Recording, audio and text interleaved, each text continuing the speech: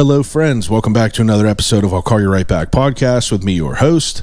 My name is Chad Medved. This is my podcast. Appreciate you being here with us this week.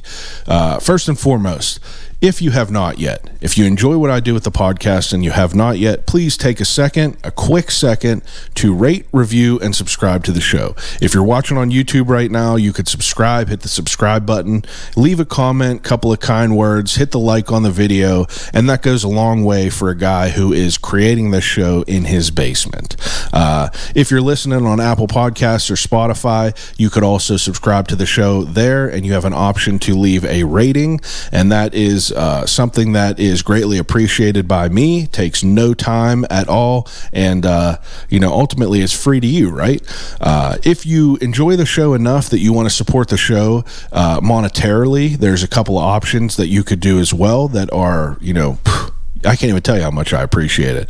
You can go to I'llCallYouRightBack.com under the merch tab, and I have some fantastic merchandise. I have a slew of different t-shirts, and recently I just added some hats to the website as well. Very limited on the hats. So if you're interested to buying a piece of merch and, supporting the show in that way, you can go to I'llCallYouRightBack.com under the merch tab and, support in that way. The last way that you could support the show, if you don't care about merchandise at all, I know, Lord knows I don't need any more t-shirts, but you can go to patreon.com. Patreon.com is a place where you could go on there, search for I'll Call You Right Back podcast, and hit the subscription button, and it's $5 a month that will come out of your account, and it will get thrown into my little coin pouch. And it's just basically a way to say thank you for putting out these podcasts each week. Those are the ways that you could support the show. And let me tell you, any dollar invested into I'll Call You Right Back podcast just goes right back into the show to help make it better than it already is. And like I said, it is appreciated beyond anything you could ever imagine. I do this show in addition to a 40-hour-a-week job. This is really just a passion project. I'll be completely transparent with you. It doesn't make damn near no money, but I'm proud of what I do. I've been doing this for a long time, and I'm very proud of what I do. I didn't start this to make money, but if you had some money that you'd like to share with me because you're appreciative of what I do,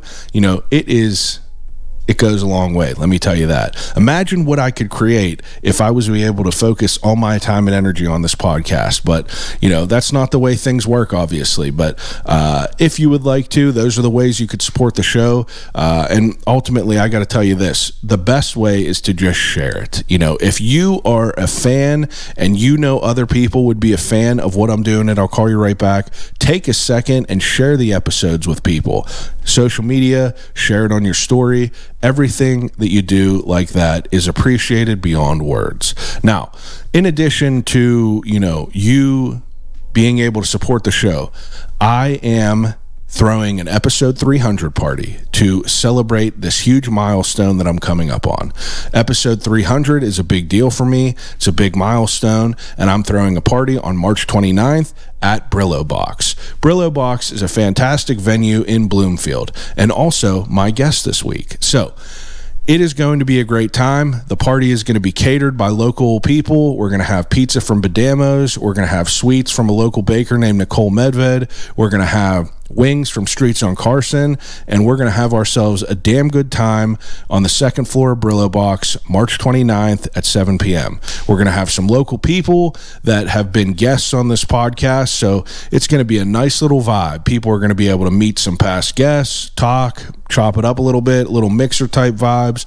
Bartenders will be staffed, so you can come buy yourself a drink, and just kind of celebrate the show with me. That's really what I want. I'm going to have some family, some friends. We're just going to have ourselves a great time. So this week, though, I sit down with a fantastic guest. I told you that I'm having the party at Brillo Box, but this week I sit down with Ickes, who is the man behind Brillo Box. Lou has been running Brillo Box for almost 20 years now. Brillo Box is a fantastic venue, bar, food spot, all located in Bloomfield. You can go there, grab yourself a great meal. You could go there, see yourself a great show, or you could go there and have yourself a wonderful alcoholic beverage. Brillo Box is a fantastic place because it is a safe space for all sorts of people, regardless of demographic, regardless of race, regardless of anything like that.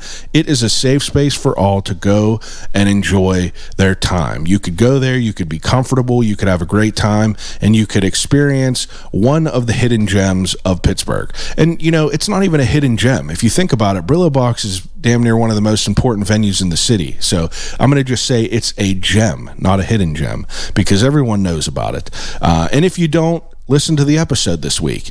Lou comes in and we sit down and we talk about everything from how he got initiated into Brillo Box, how he, you know, kept this place running for 20 years, and everything in between. Now, I have to tell you, Lou, beyond being a venue and bar owner, is also a passionate man about the strange and unusual. I first learned about Lou about 5 years ago after I was on the hunt for a Bigfoot aficionado. I was looking for someone to talk to about Bigfoot, about weird stuff during one of my Halloween episodes, and people threw his name into the ring and said that Lou is the guy to talk to about Bigfoot. So 5 years ago, I heard about him, and then, you know, 5 years later, we're here talking about Brillo Box, and I'm going to just tell you, we get right into all the crazy shit. We're talking about ghosts, we're talking about aliens, we're talking about Brillo Box, and then, you know, we're talking about, you know, Bigfoot, obviously. It is, I have to tell you, out of 300 episodes, it is one of my favorite conversations I've ever had. It is a fun conversation. It's hilarious. I was laughing out loud. But beyond all that, it's an important conversation. So, you know, we talk about these places, these venues, these bars, all these places like that, but, you know, often we don't get to hear enough about what goes in to making these places run. And obviously, you got to call out the elephant in the room. You see numerous venues closing their doors around the city. You see numerous places just shutting their doors because they cannot withstand the climate of today's world. And Lou gets into all that. He gets into what goes into making a venue run, all the sacrifices you have to make, all the things that go into, you know, keeping these places afloat, all the ups and the downs, all the good and the bad. And it is a fascinating conversation, and I'm gracious to have him into here to really, you know, kind of get vulnerable with me and just be transparent about everything. And you know, we really do get into everything. You know, he talks about it all. So fascinating to say the least. Now, like I said, I have to harp on it again. You know, we get into all the weird shit first, really. We get into the Bigfoot stuff. We get into the ghosts. We get into the aliens, and it is a fantastic conversation. I have to tell you, Brillo Box might be haunted, but I don't know. I guess we'll find out March 29th. So, again, if you're interested in coming to the 300 episode party, slide into my DMs on Instagram at I'll Call You Right Back. Let me know if you're interested. I'll give you the details. Just let me know if you plan on pulling up. You know, let me get a head count. Like I said, we're going to have a cookie table there. We're going to have a pizza party. We're going to have all sorts of wings. We're going to have a great time. But beyond that, this week we're sitting down and we're talking about a great place and what goes into making it run. So, without further ado, episode 299 of I'll Call You Right Back podcast with Lou Ickes of Brillo Box.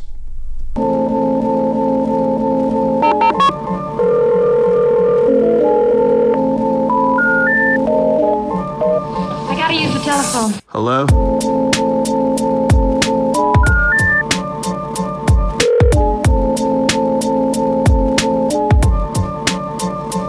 Telephone. I'll call you right back. Call you right back. Telephone. I'll Call You Right Back podcast. Well, just doing our best, bro. Just trying to get by, right? Well, that's it. But yeah, I appreciate you coming over and doing this. Yeah, I appreciate you having me. Glad we were able to, make this happen. Yeah, cool. We'll get it. Will you tilt that mic down a little bit? Sure will. There you go. That's perfect. Yep. But you ever do a podcast? Oh, yeah. I figured. I mean, you're pretty active. Yeah, I've done a couple. I actually have the equipment to maybe the same equipment to. I was going to start my own prior to COVID, and COVID happened, and threw a wrench in everyone. Yeah, we were going to call it "Let's Get Bombed and Talk About Weird Shit," And I put a Facebook post up, like, "Hey, anybody interested?" And I must have had 150 people instantly, like, "Oh yeah, I got a story. Oh yeah, I got a story. Oh yeah, I got a story." Yeah, it was really cool. But 2 weeks later, all the equipment is still in the case up in my office at the bar. So. Yeah, no one really. If I could ever find 10 minutes. I know no one really anticipated that. No. Are you? So I mean, Brillo Box been around 19 years. Yeah. I mean, that's pretty incredible. Yeah, it sure is. You from Pittsburgh? I'm from Greensburg, Irwin area. Yeah, I'm like from east. Yeah, 19 years is hard to believe, man. Yeah, I'm trying to get to 20. Trying. We'll see. 2 decades. Yeah. I mean, so obviously Brillo Box, we'll get into that, but like I kind of want to rewind a little bit about, your start, if that's cool.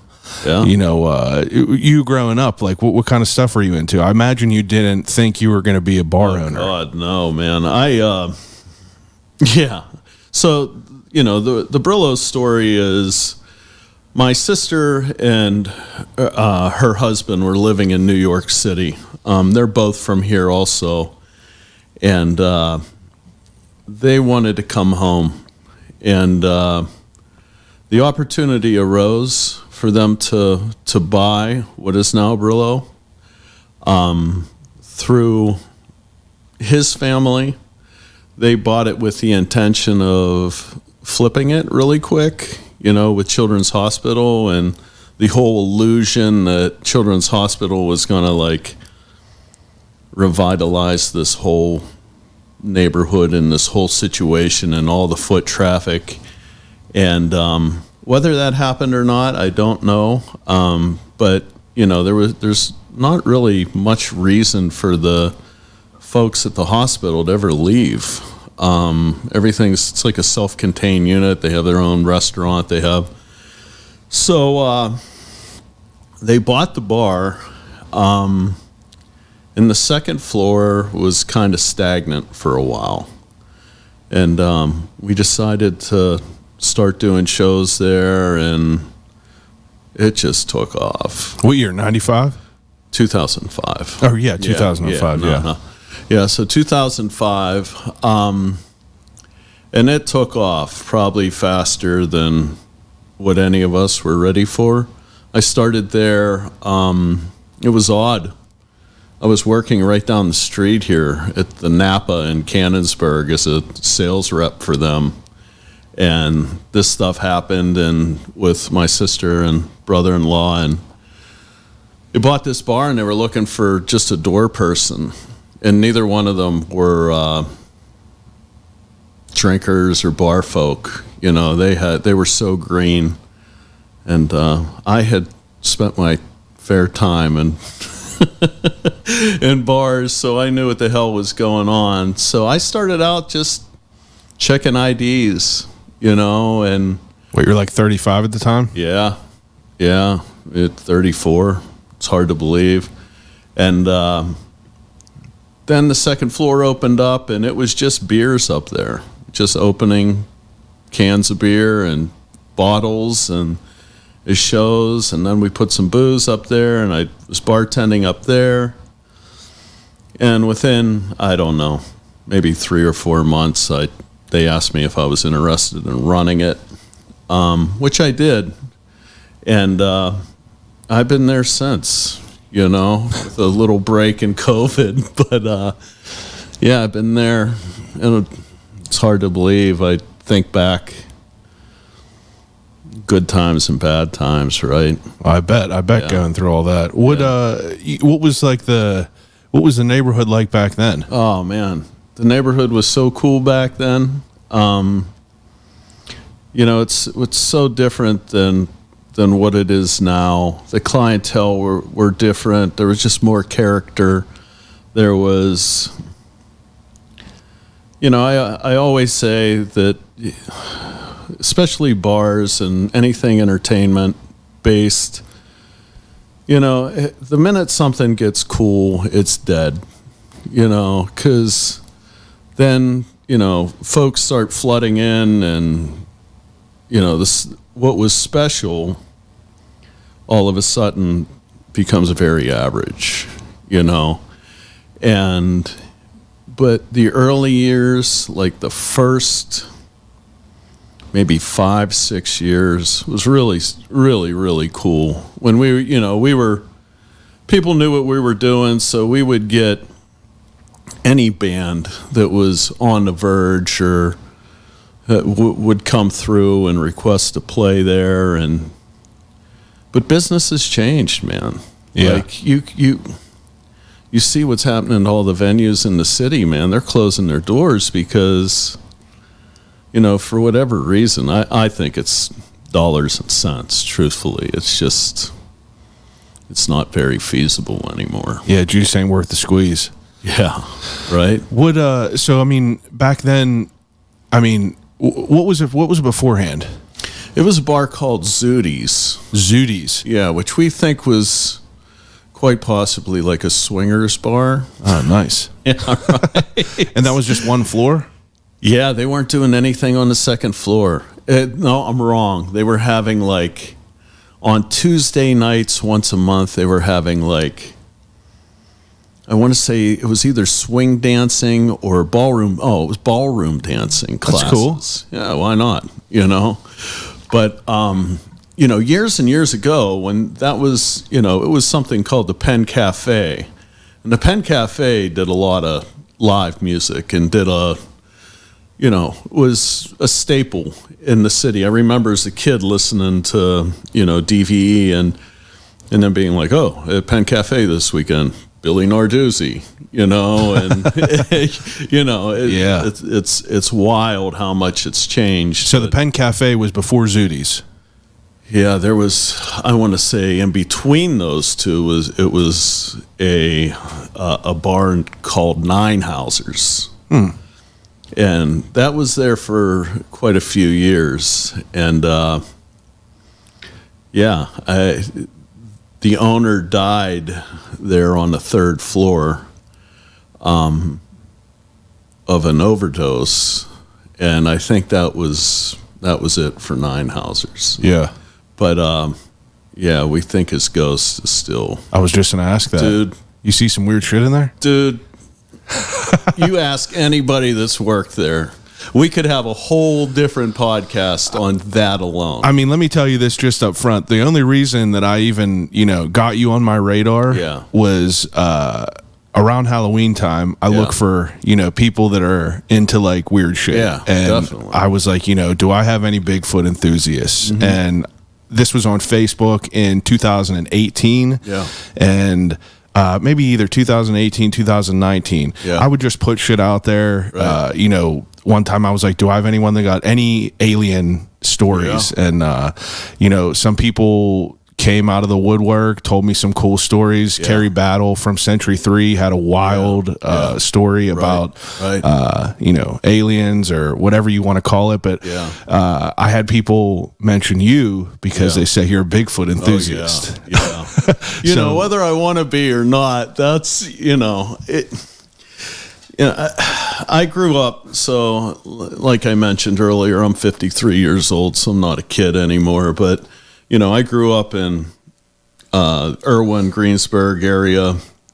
My grandmother lived in Jeanette, which in the mid-'70s was this unexplained hotbed for all this paranormal activity, right? Stan Gordon has wrote a book on it. Yeah, I got to get him on here. Oh, he'll be here in 10 minutes. I know. Man, that guy wants to talk about it. Yeah, and he's a great dude.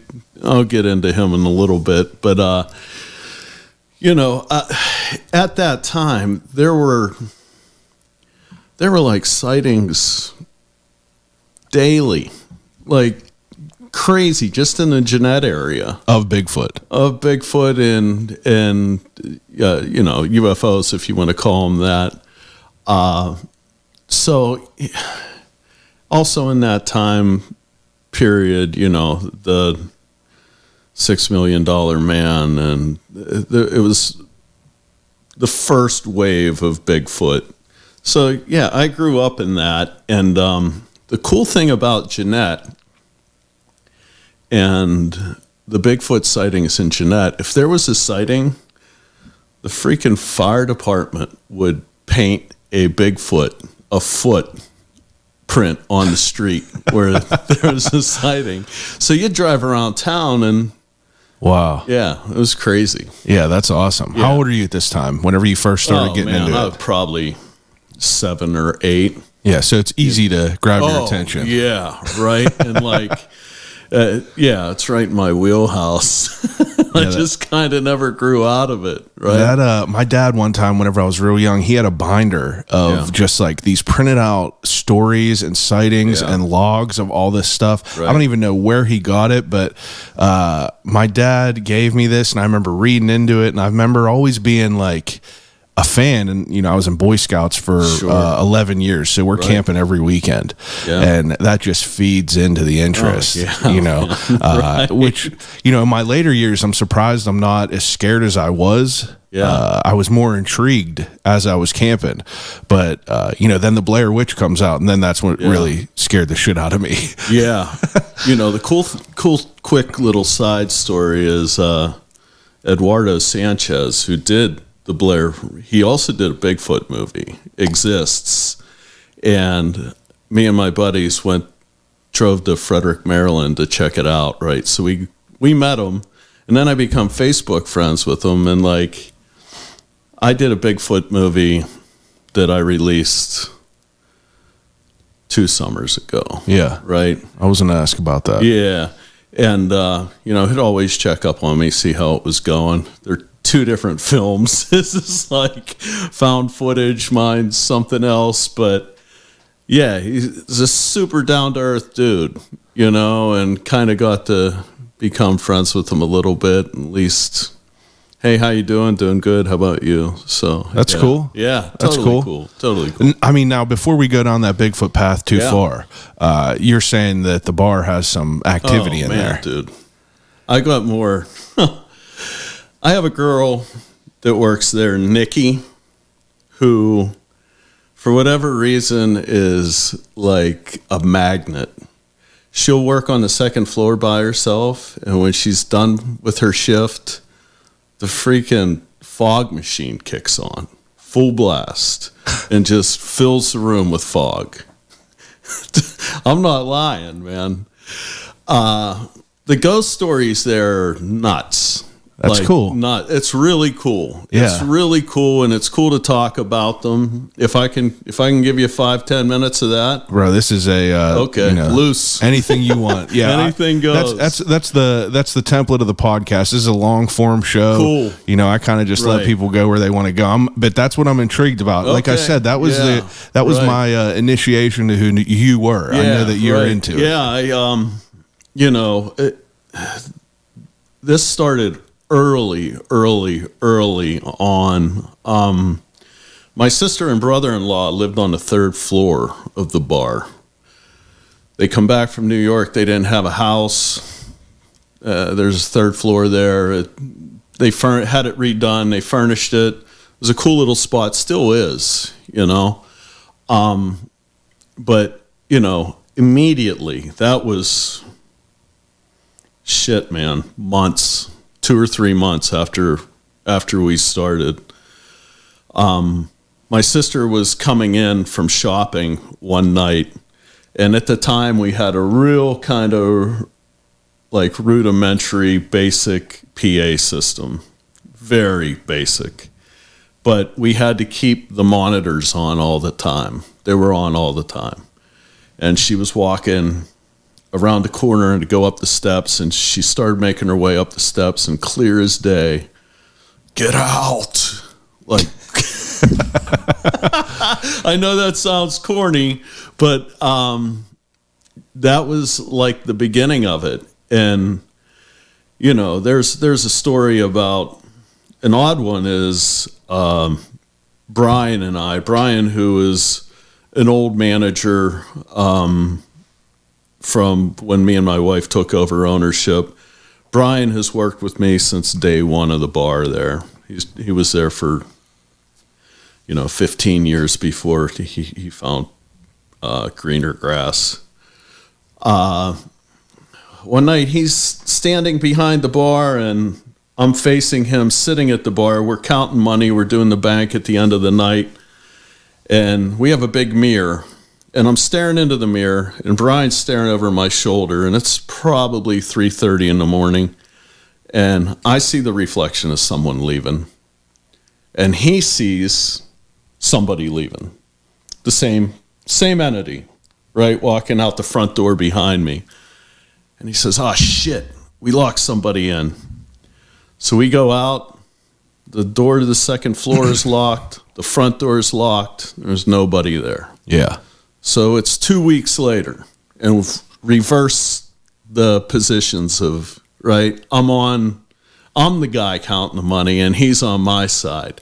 And the same exact thing, right? Wow. We saw, but that's not even, the door guy one time was coming down the second floor steps, coming down the back way through the kitchen. He come around the corner of the kitchen, and a stack of plates, I don't know, 30 plates fucking crash on the floor. So we have cameras all through the building, right? So I go back, and sure as shit, man, he walks by, no contact, no nothing, and those plates fucking fly off the rack, like fly. They don't fall. They're just like some Ghostbuster shit. Yeah. But probably the coolest story is I was bartending one night, and there's a woman and a guy. They're sitting in the front booth in the corner, and they come in, they have dinner, they have a couple beers, and I stop back. I give them their check. They cash out. And they're there for another 10 minutes. So I go back. I'm like, "Hey, I'm just checking on you guys, making sure you're okay, if you need anything else." And she said, "Can I ask you just a personal question? Do you have any paranormal activity in here?" And I was like, "Oh, man, do we ever?" And she's like, "I'm getting the strangest vibe from that front corner of the bar." And I'm like, "Oh, yeah, okay." So we're shooting the shit, and we have bands loading in. I was like, a majority of the stuff is on the second floor, though. We'll be closing up at night, and you hear a chair go across the floor, or steps, and so these bands are loading in, and she's like, "Do you mind if I go up there and just check it out?" And I was like, "Nah, go ahead." So she went up, and I guess it 10 to 15 minutes. And I had actually kind of forgot about her, So she's up there, and she comes back down and says, "Not only do you have one disturbed entity up there, you have several." And, she's right, you just get those vibes. Oh, let me ask you this: as a young kid, being into Bigfoot is one thing, but are you experiencing any weird shit as a young kid? Like, are you a conduit for this type of thing? Oh, well, I don't know if I'm attracted to it, but I have some experiences, man. I have a UFO experience. I have 2 Bigfoot light experiences. The ghost stuff at Brillo. I don't know if I'm attracted to it, but I'm definitely open to it. Yeah. Right? Yeah, me too. I'm open to it. That's Yeah. what I'm more than open to it. That's how I like to describe it. I'm like, yeah, man, I'm down to talk about it. I have one UFO experience, whatever that is, and I got one ghost experience that is more recent. That is, that's what really made me. I've always been open to it. Yeah. But I went to Moundsville Penitentiary. Yeah. I know where that's at. Honestly, man, it was. I have chills just now talking about it. It wasn't even scary, but I'll tell you. So we were down there for the haunted house, and you could do the night tour. So I go do the night tour with my wife. There's a group of like 8 of us, and it's nighttime. It's like 7:30 or 8, so it's like just pitch black, just dark now. So you obviously go in that big ass rotating door in the beginning, and then you walk through the entire thing. And at first they take you through the one level that's like the main level that had all sorts of like different rooms and everything like that. And then I didn't really feel anything in there. Obviously looking, I'm taking photos. Sure. Then they take you downstairs into, basically the fucking dungeon, the isolation, whatever you want to call it down there. And at that point, that's the first time I felt something. I felt something very weird. My fingers started to feel pins and needles, and it was so odd. And I was like, I'm feeling something. I told my wife, she wasn't feeling nothing. And I was like, I'm underground. It's underground. It could just be, I'm trying to make excuses. I'm like, it's damp, cold, whatever. So I'm sitting in the cells down there, and it's eerie, but nothing too crazy. Then they take you out and they take you in where all the cells are, and you get to walk through. You get to, stand in the cell of the most notorious murderer there. And, at that point, nothing is freaking me out. I'm sitting in the cell in the dark by myself, taking photos. None of the photos having nothing in there. And then you walk through and they take you upstairs to the second floor, which is the infirmary. So first, you walk up one set of stairs. If it's a big rectangle, you walk up one set of stairs. There's a big room of I don't know if it was like a cafeteria, but it was like an open wing of the infirmary. It wasn't any rooms or anything like that. So we're walking through, and directly across from you, you see a doorway that has the steps that are going down, which is the only other place that's lit. Sure. So there's a light on one step, a light on the other end of the room, and in the center is just dark. So I don't even feel nothing really weird there. And I'm just walking around, just like more interested in what it looked like. Yeah. And I walk in front of the group because they're like, take some time in this room and you could check everything out. And I'm looking at the hallway to go downstairs, which is lit in the back room. And I see plain as day a silhouette walk across. And I was like, oh shit. And the lady was like, what? I was like, that other group just scared the shit out of me. And she was like, there's no one else in here.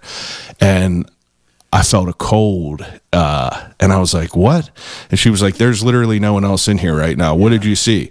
So and I think it didn't scare me because of how real it looked. Like it looked like a dude in a hat that walked by, and I was like, no, you're fucking with me. They obviously have a haunted house in the other wing, so I was like, maybe they just put people up here to like mess with you. Yeah, sure. I walk over there, and I would consider myself kind of a chicken shit a little bit, but I was so interested because it looked so real. And I'm walking in these rooms, which are the padded rooms basically, and I'm looking in all these rooms, and there's no doorway out. There was literally no way that there was anything getting in or out. There was no one hiding there. And I, to this day, I just have no way to explain what I saw besides for saying it was an entity.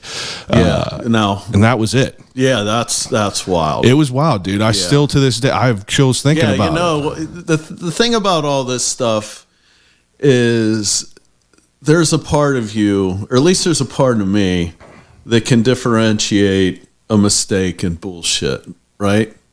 I think like oh, it's pretty fucking real. Yeah. Brian, one of the the guy who was there for 15 years. Yeah. He had a situation at Brillo a lot like that. He had got there and setting up for his shift, and Katie, who's another long time Brillo bartender. She's been with us, I think, 13 or 14 years now. But, you set up, so majority of the inventory is in the basement, right? So Brian's going down to the basement, and he goes down and sees back in the corner, he sees Katie up pulling something off a shelf. He's like, "Hey, Katie, what's up?" And Katie like kind of turns her head and kind of acknowledges him and goes back to doing what he's doing. He grabs what he wants and he goes upstairs, and Katie's standing behind the bar. And he says, it's like, "How'd you get up here so fast?" And she's like, "I've been up here the whole time. I never went down to the basement."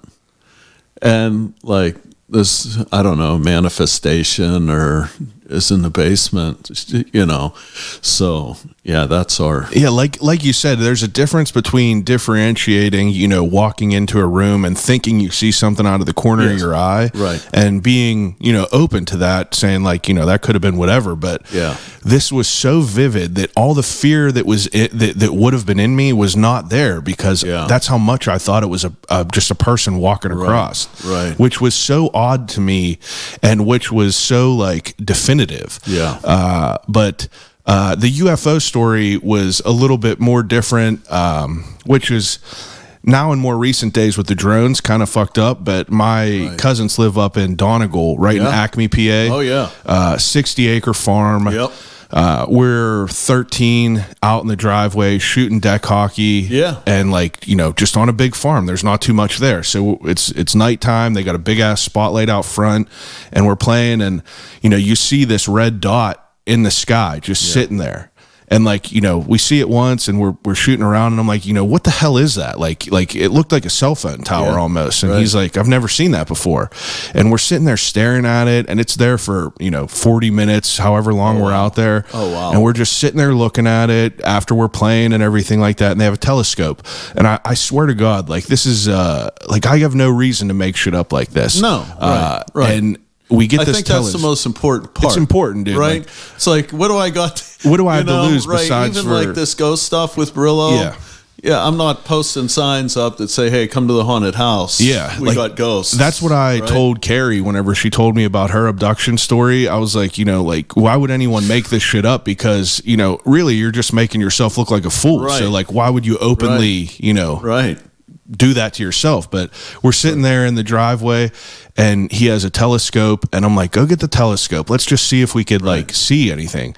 And I swear to God, we put this telescope down and we try to focus it on it, and it shoots directly up in the air. Just nothing, just right up in the air, gone. Yeah. And it looked like some of the drone shit that was happening in New Jersey, but this was, 21 years ago. Listen, man, I have almost the exact story. We were in Harmerville, a hockey game. Yep. Also, after the game, would hang out in the parking lot, drink beers, shoot the shit. Late, right? Men's or beer league hockey back then. You'd have 10:30, 11:30 start times. You'd get out in the parking lot at midnight. You might be out there till 3 or 4 in the morning, And we're in a circle, 10 of us. We're all facing each other from different directions. And I just happened to look up in the sky, and there was this green orb, and it looked like, when you try to touch magnets? Yeah. And they're fighting each other, and there's attraction and there's not. And I'm looking at it, and phew, gone across the sky, faster than anything you could ever imagine how fast it would travel. Yeah. I mean, it was gone, and I watched it go the whole way east, right? It was in the ocean, at the ocean, gone from Pittsburgh in 2 seconds. Yeah. And that's how fast it went. That's what's so wild, because how many years ago was this for you? Same ballpark, about maybe 25. That's what I mean. There ain't shit back then that was, nothing that you could buy back then could move at that speed. And it wasn't a light. It wasn't a light because the way that it traveled. But so anyhow, I ate it, right? I didn't say anything about it. And that's a whole other, the inability, the lack of desire to talk about it. And I remember feeling like I'm battling talking about this. Yeah. Like I'm battling bringing this up. Yeah, because people aren't. You think people aren't going to understand it anyway. No one For saw whatever. it. And I said, anybody see that? And my buddy across the way said, that green light, I saw it. So Brian Shavers, love him, man. We're hockey buddies, right? So he's probably 10 years older than me. I don't see him very often. Unfortunately, only at other hockey players' funerals now, Yeah. right? But every time I see him, it's the first thing we say to him. I know. Last week, my cousin who was there, we came over to play Hero Quest, a board game. Yeah. And we're sitting there, and because it was a moment that me and him shared. Yeah, that like same with Shaves. that no one will understand that moment that we had. Yeah. And we talk about it all the time. That same episode with the abduction, he was the first one that I had on. Yeah. And I just to like try to legitimize it, I told my story in the intro, and then I wanted him to tell his end of the story, and it's just like we both remembered at the same time, the same accurate description. But yeah, I mean, I'm open to the shit. Oh yeah, it's wild fun to talk about, right? It is. It's fun to talk about. It's interesting. So I have a buddy, Jim Mueller, who has a story about here. Cannonsburg, right? There's an old nuclear there was a mine in this town that blew up. This town that we're on right now, right under us. Right. And I think like 8 or 9 people died, like the mine. Okay. So I don't want to get it wrong, but his story was his parents were parking. They were dating at the time. They were young, like late teens, early 20s, and they were back here parking somewhere, and out the front of the windshield, these lights come up, and this giant praying mantis looking creature, dude, is like scanning the area.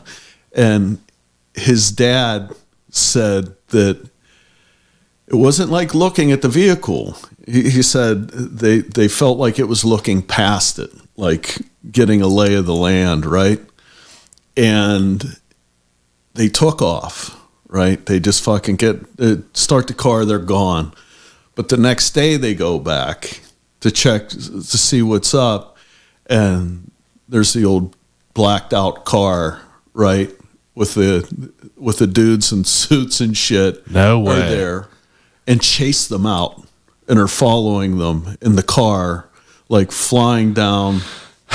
Yeah. So yeah, we were sitting around Brillo in the early days, like when we first opened, and we were like going back and kind of telling stories and this and that, and he brought that one up, and everybody was like, yeah, man, you win. Yeah, that's crazy. Yeah. It's fun to talk about it, Yeah, it's cool shit. It is. It's interesting. It just makes it interesting. Now, before I direct back into the bar, Yep. I'm curious to know, what are your thoughts on all these drones?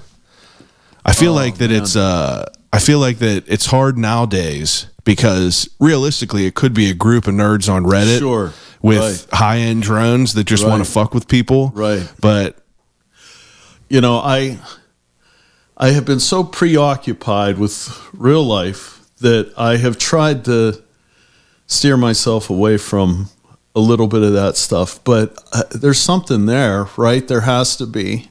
Like, I had listened to maybe Sasquatch Chronicles podcast, and he's like, his first 30 minutes of every show is like talking about like shooting them down, and I have heard some really crazy, and I'm sure you have too, explanations of, oh yeah, like they're just seeing what's here before the attack. Yeah.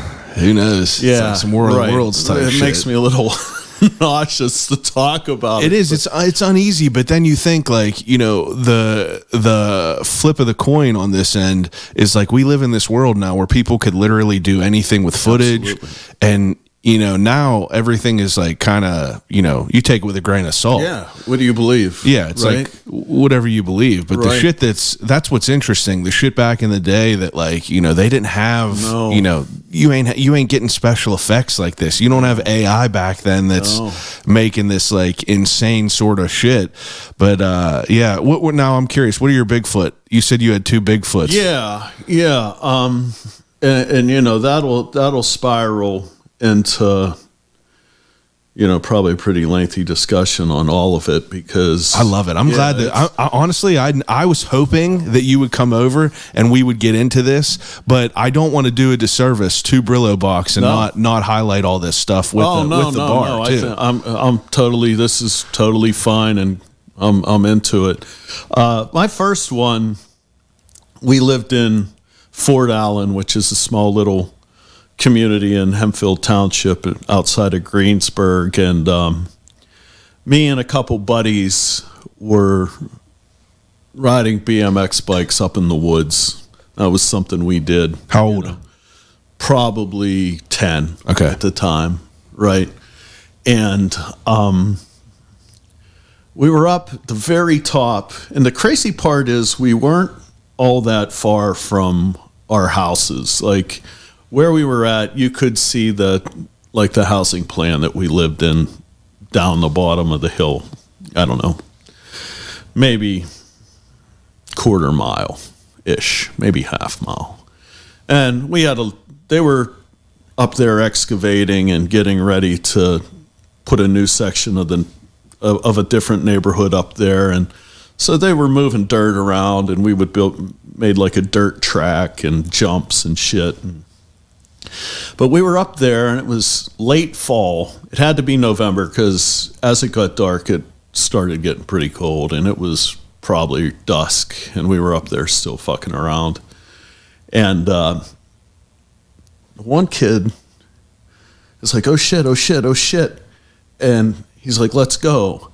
And we looked, and there was, I don't know, 3 or 4, like extremely tall, but extremely lanky, not like Big burly like on my shirt. no, yeah, not the, you know, Patterson Gimlin Bigfoot that we all know from the video.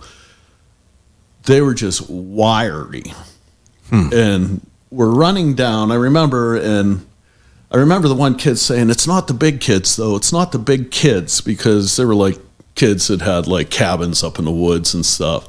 And they were running through the woods Towards yinz. towards us. Yeah. Jesus. So we all ripped down the trail, and we got home, and once again never talked about that between us. Never. I don't know why, but it never came up. But we were scared shitless. Yeah. And the second one I have, and I am probably more apt to think, yeah, definitely. I lived in Ligonier, Yeah. right? Back in the early 2000s. And I worked for Snap-on Tools at the time, and I would come home from work, and then sometime during the evening, I'd go running. And depending what time it was, I preferred to run up into Lynn Run State Park, but if it was too late, I didn't want to go up there. I would run the track at the high school football field. And one night I'm running, in the far end of the track, there was a stream that ran behind it, and high grasses and like sparse trees on the outside of the fence. And every time I ran down that far end, I'm like, man, and it was probably 11:30 or midnight I was running. I'm like, God, I feel like something's like either watching me or there. So I'm running for an hour and 10 minutes. And I finally stop. I'm like, because I had enough, you know. I was like, all right, what is it? Is there a deer or something back there? So I stop, and sure as shit, I stop, and I'm looking out, and this, whatever it was, its back turned to me, and it was like the width of a truck running through this high grass. And all this high grass is going over. And like, you know, deer, when they run, they pounce, they're up, they don't leave anything. Yeah. This was like, you know, like I said, like a pickup truck driving through. But it was fast, and it was gone. But the width of the path that it left was insane. Yeah. Like, I was like, shit. This is late 20s, early 30s? Yeah, my age, yeah. Probably 2002, right? Yeah, that's definitely the year. Because the 9/11 stuff, right, 2001, I lived right off of Route 30. Okay. So, you know, stuff that went on up the hill in Stallstown or, you know, towards Somerset, we watched those cars go up all day, all week, 2 weeks of FBI, and it was that's another podcast too. But you know, and I had a buddy that lived in Derry. Him and his sister were driving through Derry, and he's driving, and his sister looks at him and says, "Stop the car. There was a Bigfoot back there on the side of the road holding a baby, like a infant Bigfoot." Oh, okay. You know, yeah, even crazier, a real live baby, a human baby. No, but holding an infant Bigfoot, and yeah, you know, the more that I would talk about that stuff up there, the more people would be like, "Hey, Lou, you want to talk?" One of these Facebook PA Bigfoot groups I had joined a few years ago, and I posted my Ligonier story on there. Just, hey, one night, The one of you running the track. right? And I get a message in Messenger. It's like, so I work for the police department up there, this stretch, 2000 to 2005, whatever it was. And he said, me and my cousin used to go up on top of Laurel Mountain and hike back, and there was a stream that we used to fish for trout that was like a 2-mile walk from Laurel Mountain ski resort up there. And it's back in, like back in. And he said, we're fishing one day, and these rocks just start flying at us, hitting the water, flying over our heads. And it's like, I shot my gun. I had a gun on me. I have to carry a gun back there. Shot my gun, stopped for 10 minutes. They start flying back. And they're close. The rocks are close. So he's like, after a while, it got annoying enough that we were like, let's get the fuck out of here. And we're screaming like, show yourself, whoever you are, come on out, you know. And he's like, we walked the whole way back to that car, and they were fucking throwing rocks at us the whole fucking time. Followed us back. We couldn't see them, but they were coming. You know, they'd come from one side, they'd come from the other side. And this is a dude that worked for the police department. Yeah. Right? Who reached out. And the craziest part is, I was like, yeah, you're full of shit, you know, kinda. And then, like, I look him up, and we have a couple mutual friends I used to play hockey with from Latrobe. And I was like, hey, Tony, you know this dude? He's like, oh, yeah, he's a solid guy. He's a cop, you know? And, yeah, that was a pretty cool one. Well, which now with all this stuff, everyone's accounts, everyone's stories and stuff like that. What do you say to there not being any concrete evidence of it all? Yeah, right. You know? Yeah, I do. Yeah. It's crazy. That's it. And right? like that's really what it all falls back down onto. That's the philosophical argument to it, right? Yeah, and like you hear about you hear the video that everyone knows with the creature turn into the side, and you find out that that's debunked, you know, and it kind of like takes away any sort of legitimacy. But you know, even if there's tens of thousands of stories, right? Even if 0.5% of them are real. Only takes one. Right. That's my mentality. That's mine crazy. Too. It's like and up until I saw my shit down in Moundsville, you know, I always was open to it, but I never, you know, I never really believed anything until I would see something. You know, I was welcome to it, but. You know, I obviously don't want to wake up and see a little kid standing by my foot of my bed. I would fucking lose my mind. Sure. I'd move out of this house quicker than hell. But, you know, I was open to it. And that's, you know, that was the experience. Because even that UFO story that I have, you know, that could be whatever, you know, whatever it could have been. I know what I saw, but it's like. Me too, man. But yeah, I don't know. It's crazy. And I mean, you got people obviously that probably think you're fucking nuts, right? Every single person on my staff thinks you're crazy. Everyone in the city of Pittsburgh, right? But it's fun to entertain it. Oh yeah. I mean, I wouldn't talk about it if I didn't stand behind it. Yeah. You know, and like, yeah. You know, I'm not foolish enough to, you know, die on a hill for it, but at the same time, I mean, there's got to be something. Some kind of magic. Gotta be, right? There's got to be something. Got to be something. Right? Randomly, have you heard of, this is completely, you know, something completely different, but as of lately, something that was kind of blowing my mind as, you know, as we were traveling back and forth over Christmas to go with my father-in-law in the hospital, I'm listening to a podcast called The Telepathy Tapes. You ever hear these? No. It's this newer thing. This chick is a documentarian, and all of a sudden she's doing this documentary about nonverbal, severely autistic people and how they are communicating telepathically. And at first you're like, that sounds like bullshit.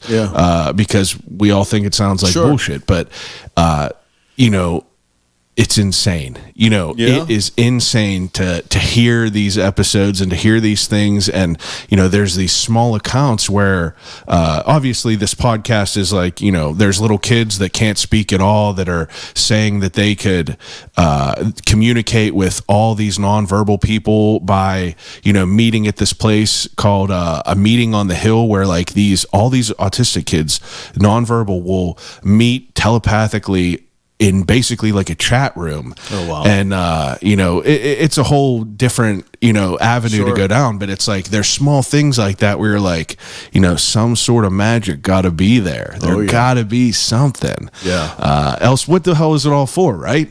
Yeah. I mean, I had a pretty wild one just yesterday. I was at lunch with my mother-in-law and, her friend Paula, and, I hadn't met Paula yet, and we were, you know, talking and me, you know, trying to see who each other were, right?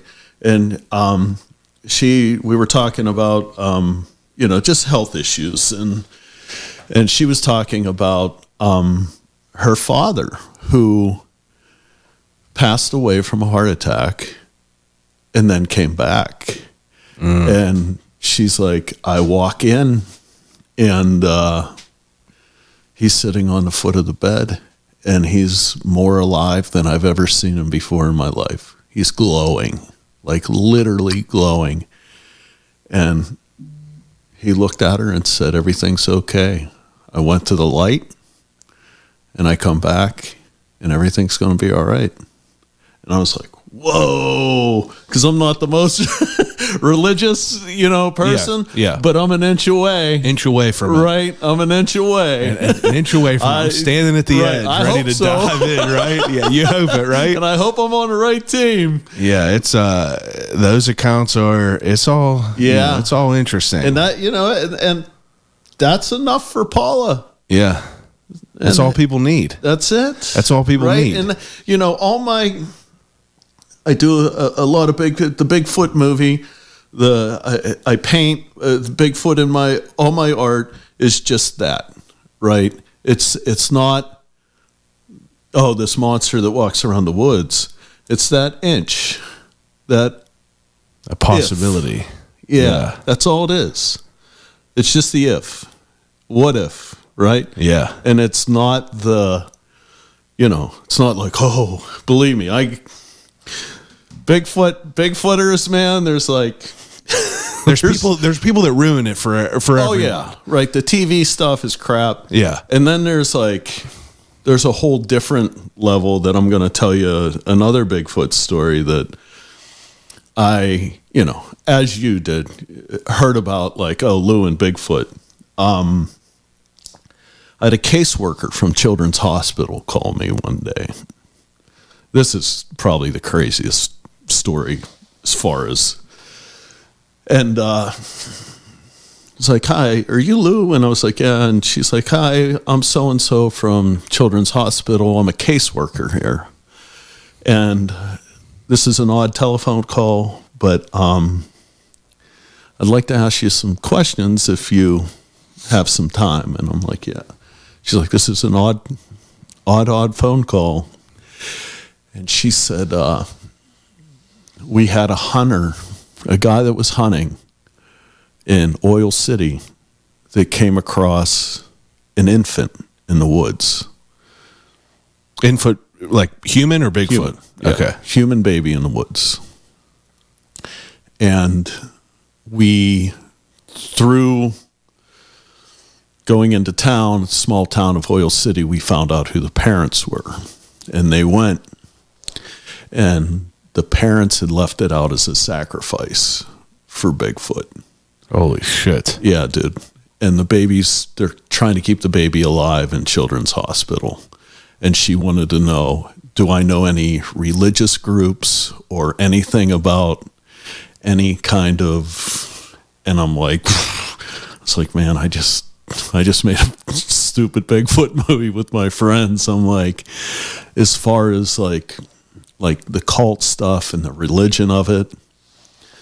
So I tried to find out some stuff to kind of help her out. And if you think like the TV weirdos, like out in the woods, and it goes way deeper than that. The religion of, is something else. Like I don't know none of that shit. Yeah. Right. I feel like a lot of people don't know too much about that. No. And I was like, whew. And, a lot of it is, and I don't mean to downplay anybody's beliefs or anything, but a lot of it's like hippy dippy, but yeah, that was heavy. Yeah, that's some crazy shit. Yeah, I was like, what? Yeah. What? Yeah. Yeah. I was like, I own a bar across the street. Yeah. And I make Bigfoot paintings in a Bigfoot movie, and, I laugh and joke about it a lot, but yeah, it was pretty wild. I mean, your everyday life of you being a bar owner, it's like, it's a wild two ends of the spectrum. Oh yeah. Yeah. Definitely a wild end of the spectrum. So, you falling into being a bar owner and not being one of these people that are like, Bigfoot hunters, right? Doing all that. Right. Was that ever like a thing in your mind that you wanted to do that? No. Oh God, no. No. I've always been fascinated by it, and I'm always fascinated by, all the paranormal stuff, and I love it. But owning a bar is enough, Whole different type of crazy. Yeah, I mean, none of it is reality. Well, actually, the paranormal might be more of a reality than bar life. Yeah. You know, it really might. Yeah. Because none of that is. You ever have anyone come in there, like any mediums or anything like that? Well, we had. Okay, so yes, we filmed a pilot in there for a ghost hunter show. I was going to get to this one eventually, but we're here anyhow. It was back when Sharon Needles was hot at the time, and they were doing a pilot for. I'm trying to think what channel it was. It might have been MTV, honestly. And they filmed a pilot in Brillo. What year is this? This is weeks before COVID. Okay. Weeks. 2 weeks. Yeah, for people that are listening, Sharon Needles is a well-known drag star that's from around here. Yes, Pittsburgh. People probably like, what the hell did he say, Sharon Needles? So they brought a crew in. They were there all day, 7 a.m. till, I think, midnight. We filmed this. And the crazy thing about it was the bar was red hot. Like it was just me and Brian and Sharon, and there was another drag queen there, and plus the film crew, right? So it was scripted, but at the same time, the fucking lights are blinking on and off. There's fucking slamming going on upstairs with nobody upstairs. Their headsets. The one producer was like, I don't know what's going on with my headsets. It's just like they're up and down, and the volume's out of control, and these squeals are going through. Everything's upside down, right? And she's like, they were trying to script. In the meantime, it's like really happening there in front of the cameras. And so we film, and we're staging shit, and they get done. We get them out of the building, and Brian's leaving, and he's like, well, we fucked off the ghosts. So the next day, and I saw you have a Badamo sign in here somewhere. Yeah, big fan. Yeah. So they had their Christmas party at Brillo. Oh, okay. Private event. I work it myself, right? I'm down. It's the day after we filmed the pilot. So they're there, and we get them out, I don't know, maybe midnight, and I'm there by myself. And I'm fucking scared shitless, man. I'm like a cat on a hot tin roof. I'm like, fuck. And as sure as shit, they left. I locked the front door, and I'm getting the garbage ready to take outside, and the second floor door slams like a fucking baseball bat against the side of a barn. Boom! And I fucking ran, grabbed my keys. I left everything on. The jukebox was playing. The fucking lights were all up. I fucking ran out of there. I didn't even count the money. I didn't count the tips. I didn't fucking close the drawer. I locked the door. I went home. Day after. What's your wife think about all this? She is extremely. She thinks I'm full of shit, and she just for the sake of just to battle me, man. Yeah. If I was like, there's no ghosts, she's like, this building is packed with ghosts. Just that's how we operate, right?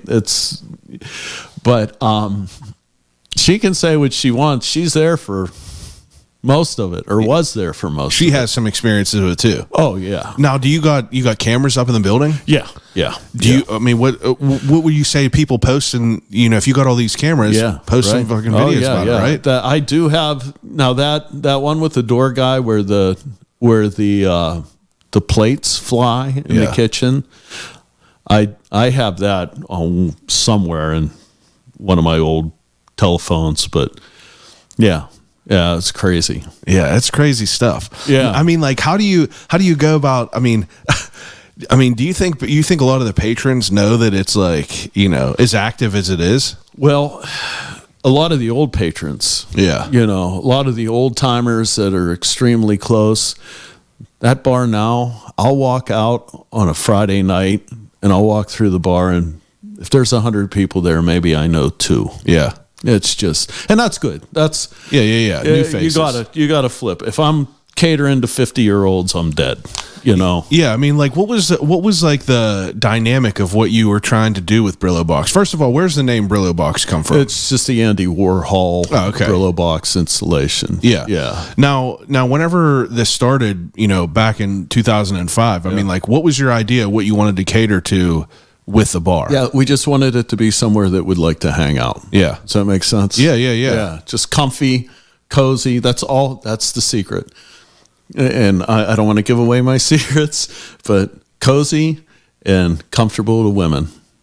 That's it. That's it. Simple as that. That's it. Got to have a good place that people want to feel safe. Girls have to feel comfortable there. Yeah. And if I die in the street protecting that, so be it. Did your job. I did it. Now, I mean, so you had the bar at first, and you said that you were starting to do shows slowly upstairs. Yeah. And now it's kind of spiraled into, it's a big spot. Yeah. It's, I just want to survive. Yeah. That's it, man. It's all survival. If anybody tells you any different, they haven't been doing it long enough. It's just survival. It's not about making money. It's just.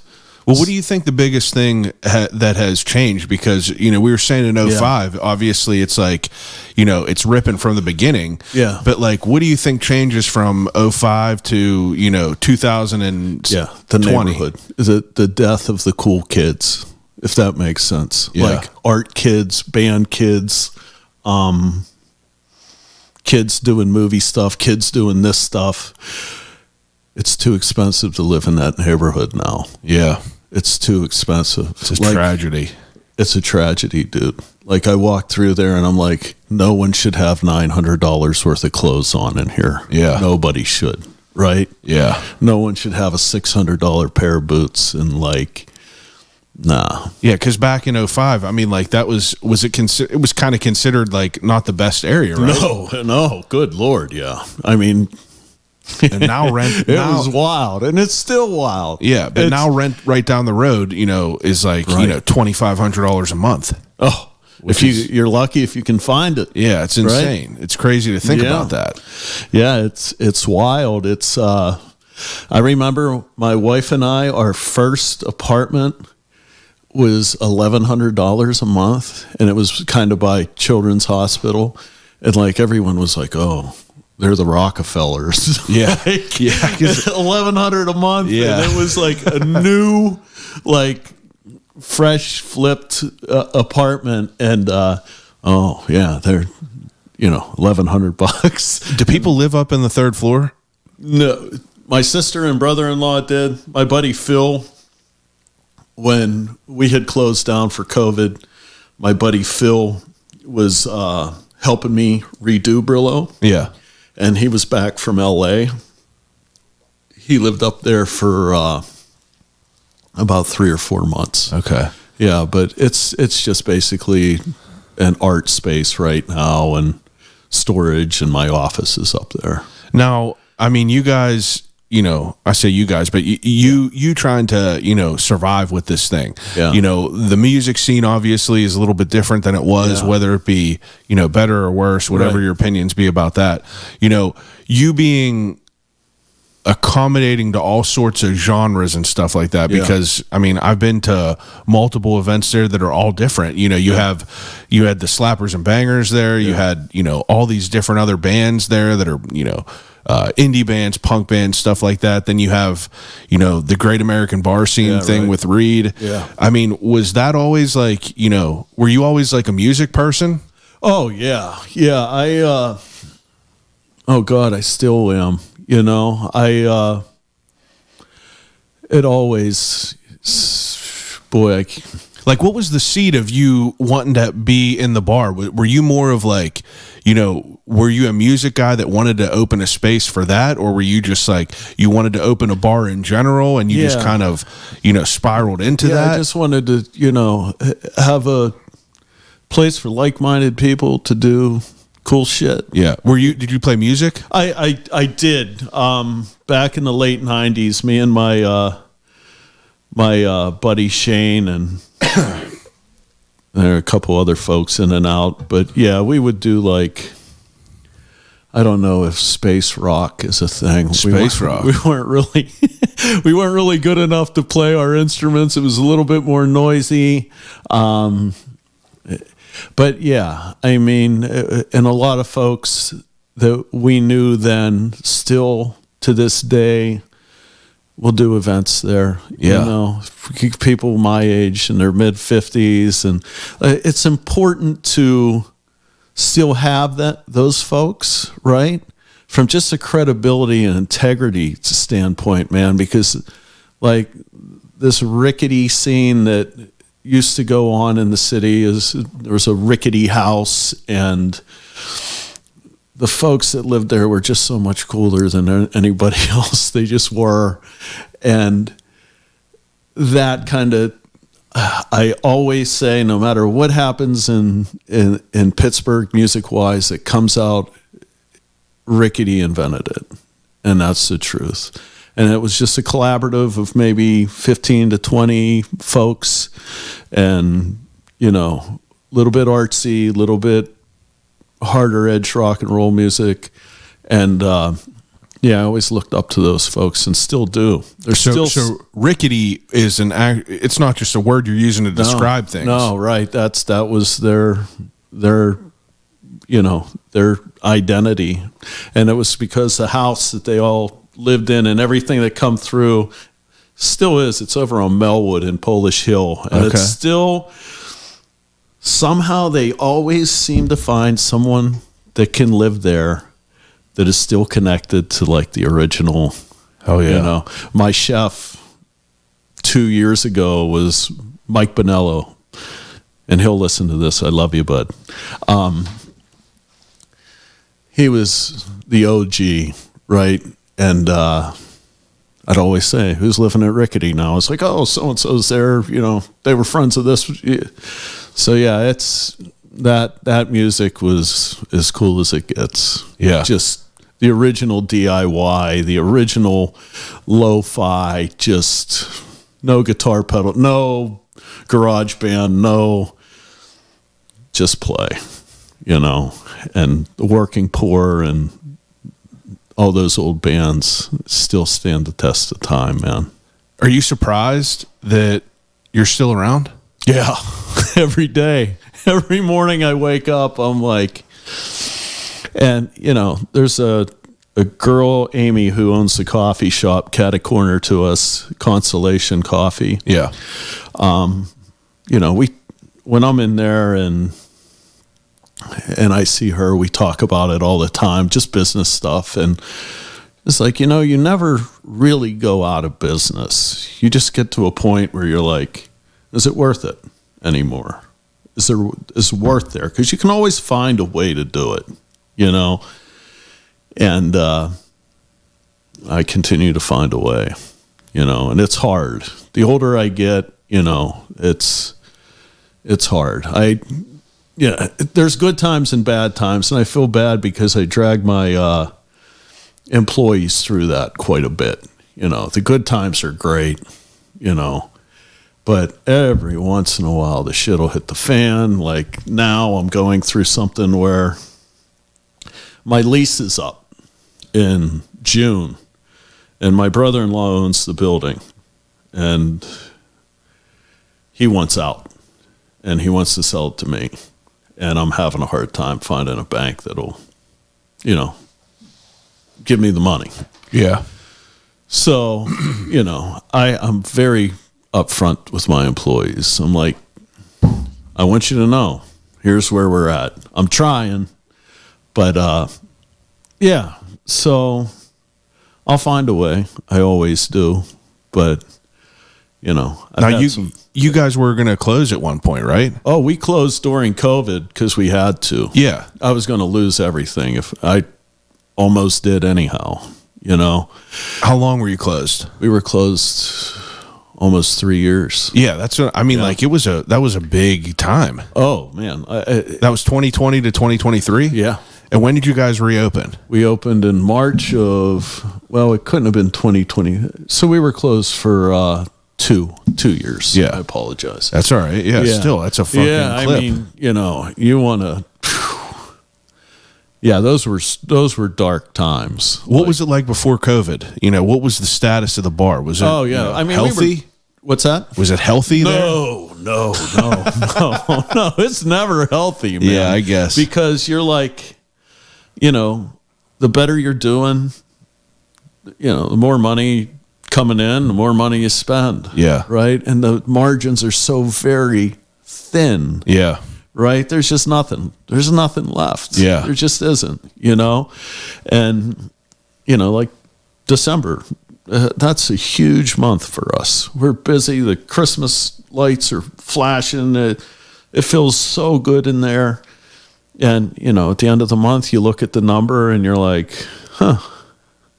And I gave out Christmas bonuses and we have all of our annual stuff comes due. And it's gone. Yeah. Like that. Like gone. So, you know, people, I always get a kick out of like folks that are like, come up to me and it's like, oh, you need to do this. You need to do that. I just need to survive. That's it. Yeah, man. It's, you know, you're going to be like episode 297. Wow. So like I've interviewed a lot of people, a lot of business owners in the city that have survived, that have Right. went down, that have gone through these trials and tribulations. And it's one of the people that I have the most respect for are, you know, restaurant and club owners because like you said, the margins are so thin. If you want to put out a great product, you know, that shit costs money to be able to put out this great product, and people, you know, they want to, you know, bitch and moan about prices of things like that, but it's really investing in the community and investing in the thing that you want to stay around. Yeah. You know, it's hard. It's hard to explain that, especially to like employees. Like, you know, there's only so many pieces in this pie.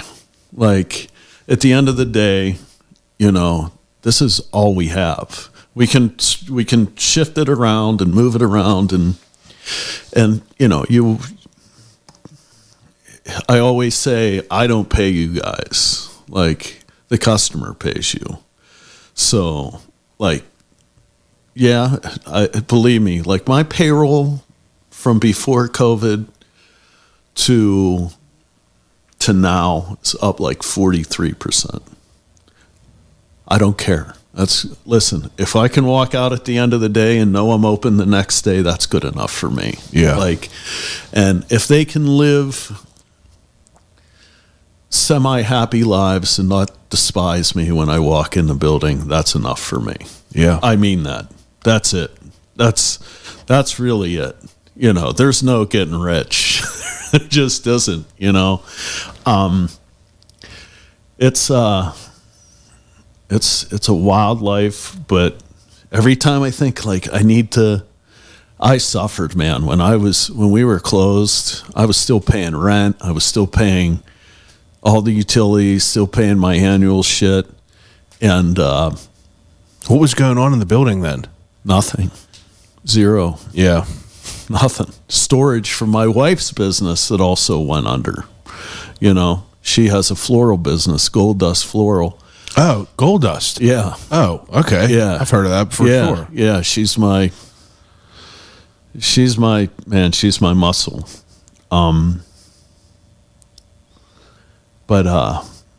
Yeah, sorry. Got a little. That's all right. Yeah. But yeah, she had all of our floral shit in the bar, and like there's people coming and I had it for sale. I had to sell. I had a little chunk, right, that I had when COVID started. I don't mind. I'm very transparent. I think I had $40,000, right? Yeah. And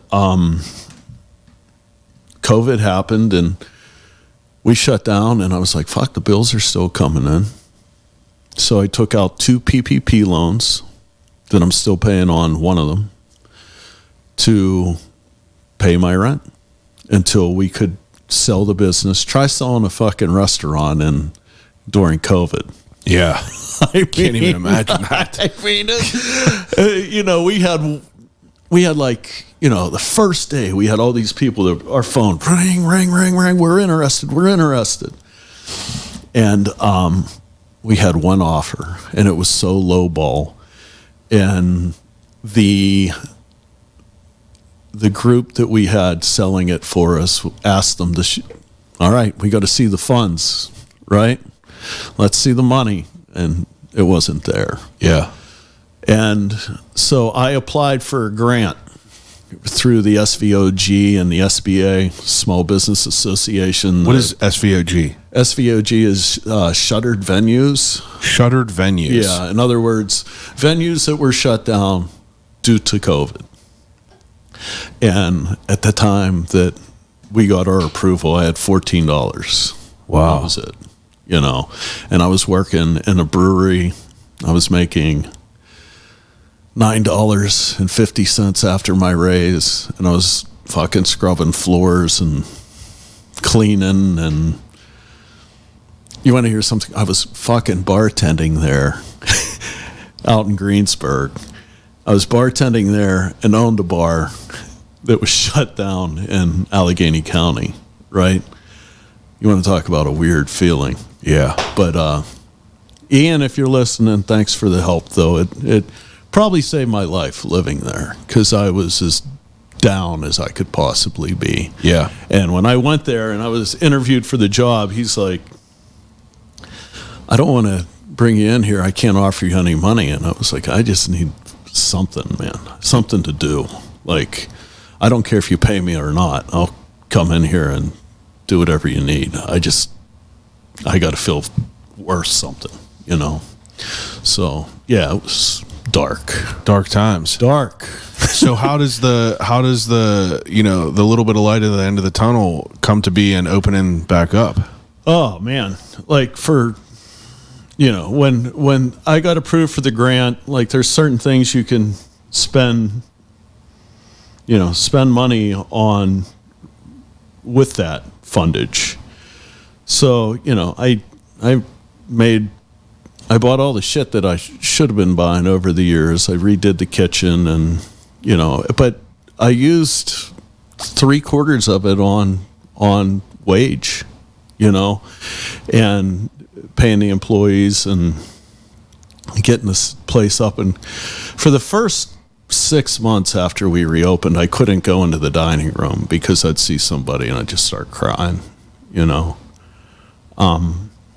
Yeah, I every once in a while, like Reed, when Reed come back and helped us out this past summer, and with all the Zach Bryan stuff, he wrote me this, this heartfelt letter of what Brillo meant to him, and him and his wife had their first date there, and I was like, all that stuff I forget about, or I push to the back with just normal everyday business shit, and I forget that might have been important to somebody somewhere along the line, and so that makes it worth it, and that's probably what has kept me going.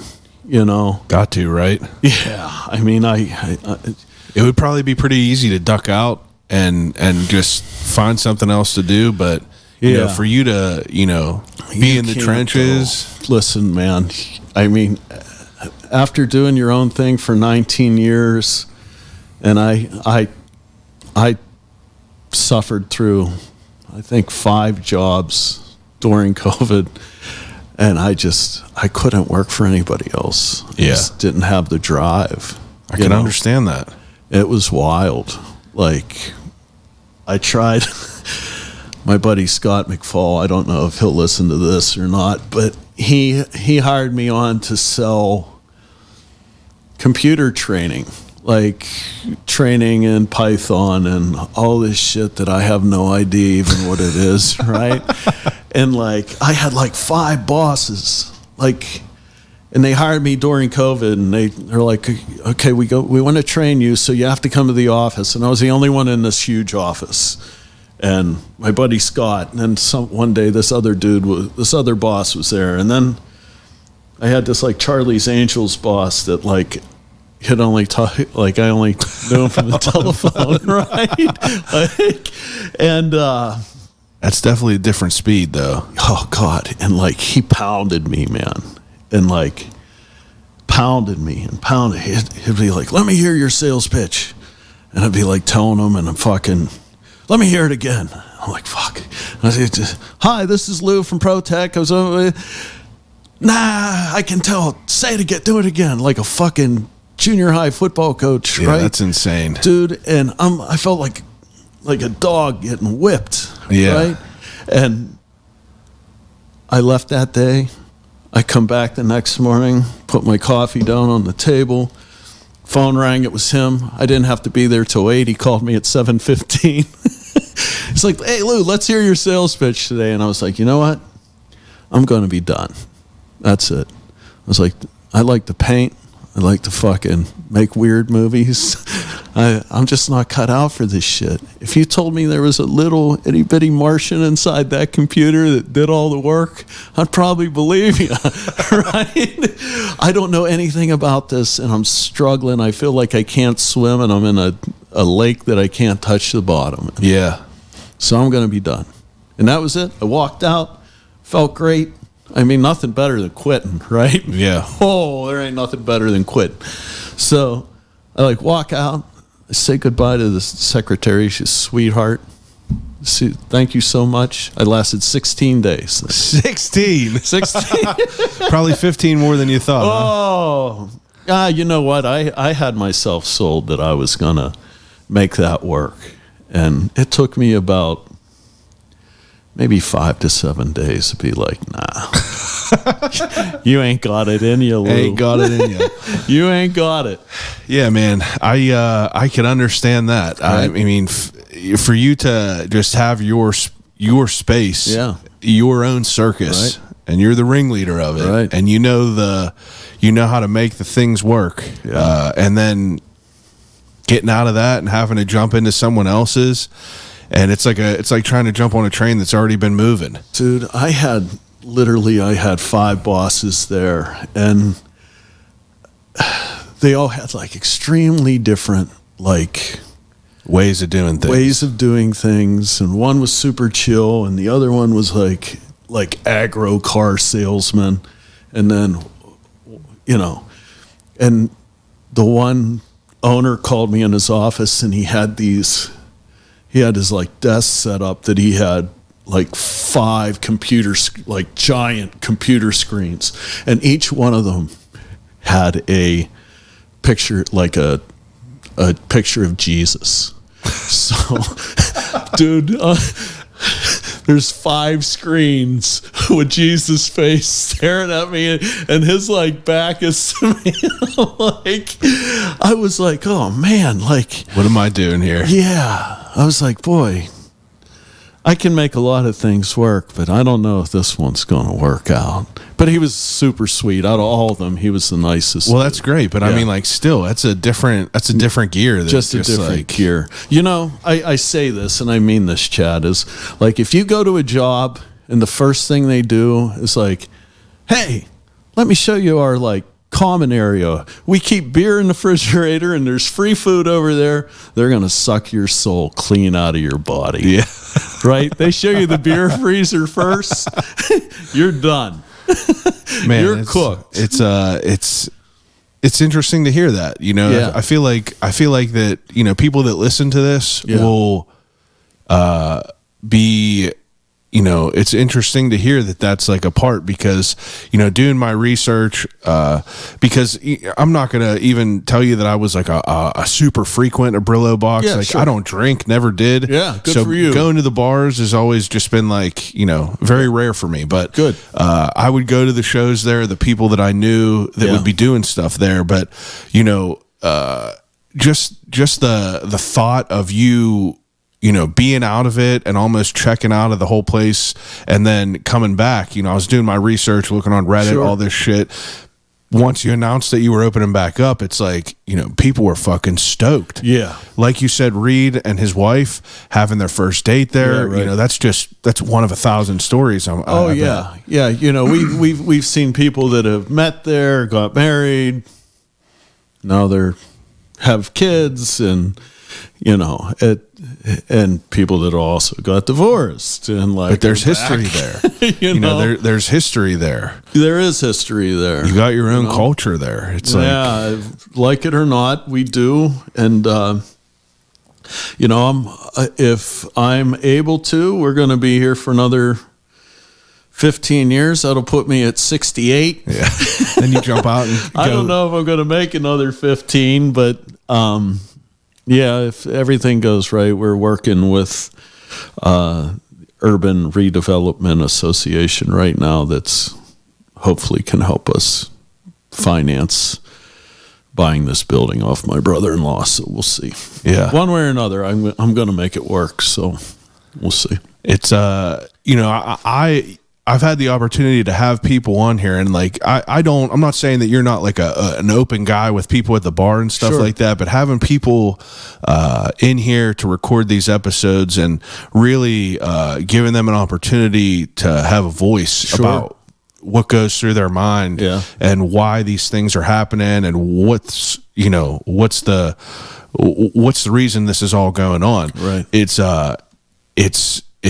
I feel honored to like hear these stories and for people to be vulnerable with me and just like open up and like talk to me about, the good and the bad, because, when people are at the bar, that's a great time. They only get to see the good times. You're having drinks, you're listening to music, you're fucking eating some food, you're enjoying it, you're enjoying the environment. Right. But, there's always a story that's going on behind that people don't really know what's going on.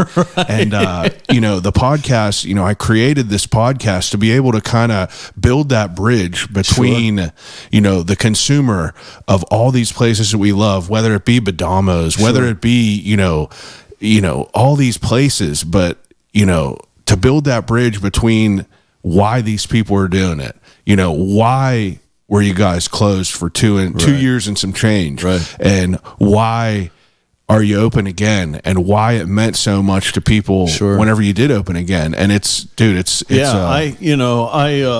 I'm blessed to have a second chance. I mean that, like, because me and my wife one night were walking the dogs, and I was having a breakdown, and I was like, and she really was good with me in a rough time, and helped me through it. And I'll never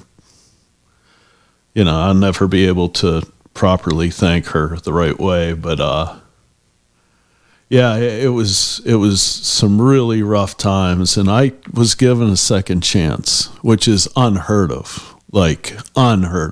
Yeah. So, I love talking about it, because maybe to a fault, right? Because I think a lot of that is taken for me, like coming across as like a victim of something, but the truth of the matter is I just enjoy the story of it.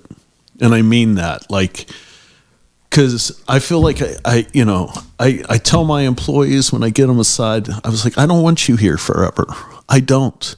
I want you to go on to do better things. I want you to come back 5 years from now and fucking pat me on the back and say, hey, thanks for giving me a chance. There's so much more. Like you can do whatever you want to do. I mean that. You can do it. Just do it. Just fucking go at it, And I'm blessed to be given a second chance at Brillo. There are times where I'm like, oh man, it's time to get out. Just last week, some health scares, and parents get old, and it's rough, and trying trying to manage something that is completely, my life, Brillo is fantasy land. It is but that's my livelihood. And then real life is so real, right? And they're intersecting now, and it's really difficult for me to find a way to do it every day, but I have to, so I got good people that work for me too. Yeah. That's good friends.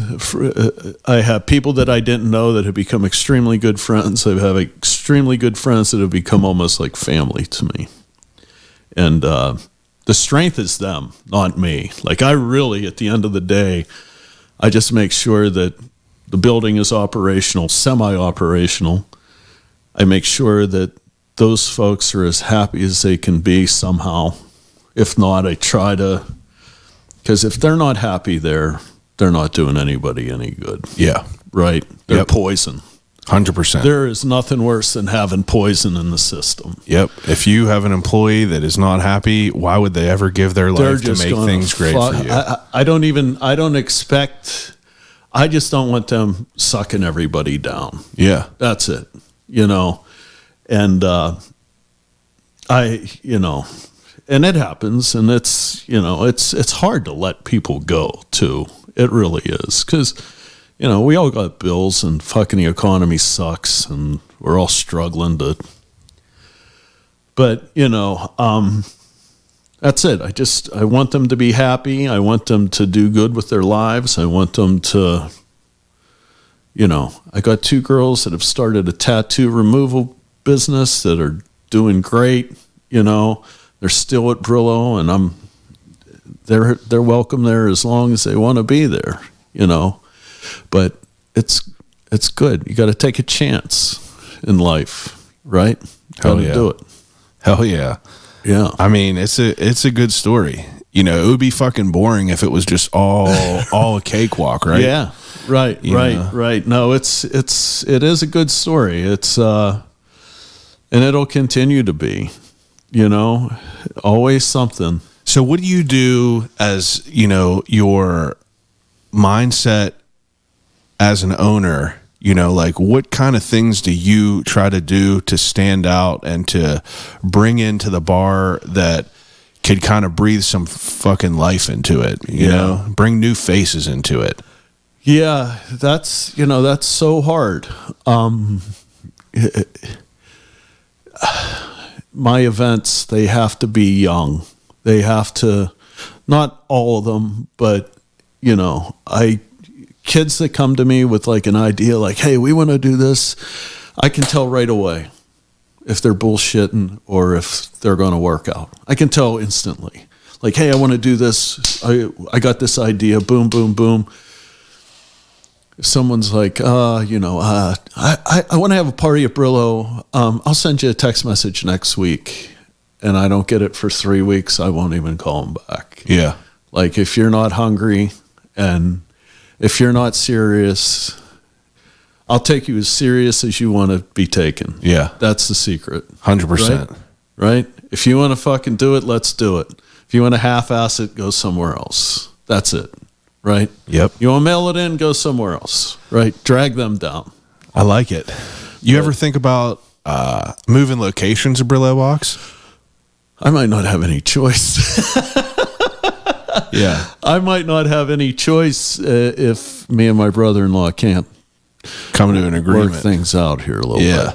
I don't want to move, but it's the oldest continual bar in the east end of Pittsburgh. So, really? Yeah. Wow. That place is old, 1850s old. Really? 1850s? We have a huge sign on the wall. When you come in, it's the Christ Herman Hotel, which was the original Brillo Box. Christ Herman. That was a person? Yeah. And it was this hotel that this guy bought for his wife and started it up, and it was a bar, restaurant / Back in 1850s. Yeah. Wow. Yeah. Someone sent us a picture of the original sign. I have it somewhere on my phone. And it's pretty wild. There's like a turn of the century, like it's almost like cobblestone, Penn Avenue. Wow. And like, that's awesome. yeah, it's wild. That's cool for sure. Yeah. So, yeah, I mean, the building's not without some issues and some, it needs some TLC, but yeah, that's what I'm hoping to do if I'm able to buy it. So we'll see. Wow. Yeah. I mean, a pretty great story. Yeah. Still being written, obviously, but the story. Let's hope. Up to this part is it's cool. It's pretty wild. Yeah. Yeah. I mean, you guys got a full schedule of events. Yeah. I keep it to weekends now, unless I have something extremely cool or something that I know that'll work during the week. It's just the climate we're still in post-COVID, right? It's hard to get people to come out during the week. 100%. We've had to tweak our business model and how we do things during the week to,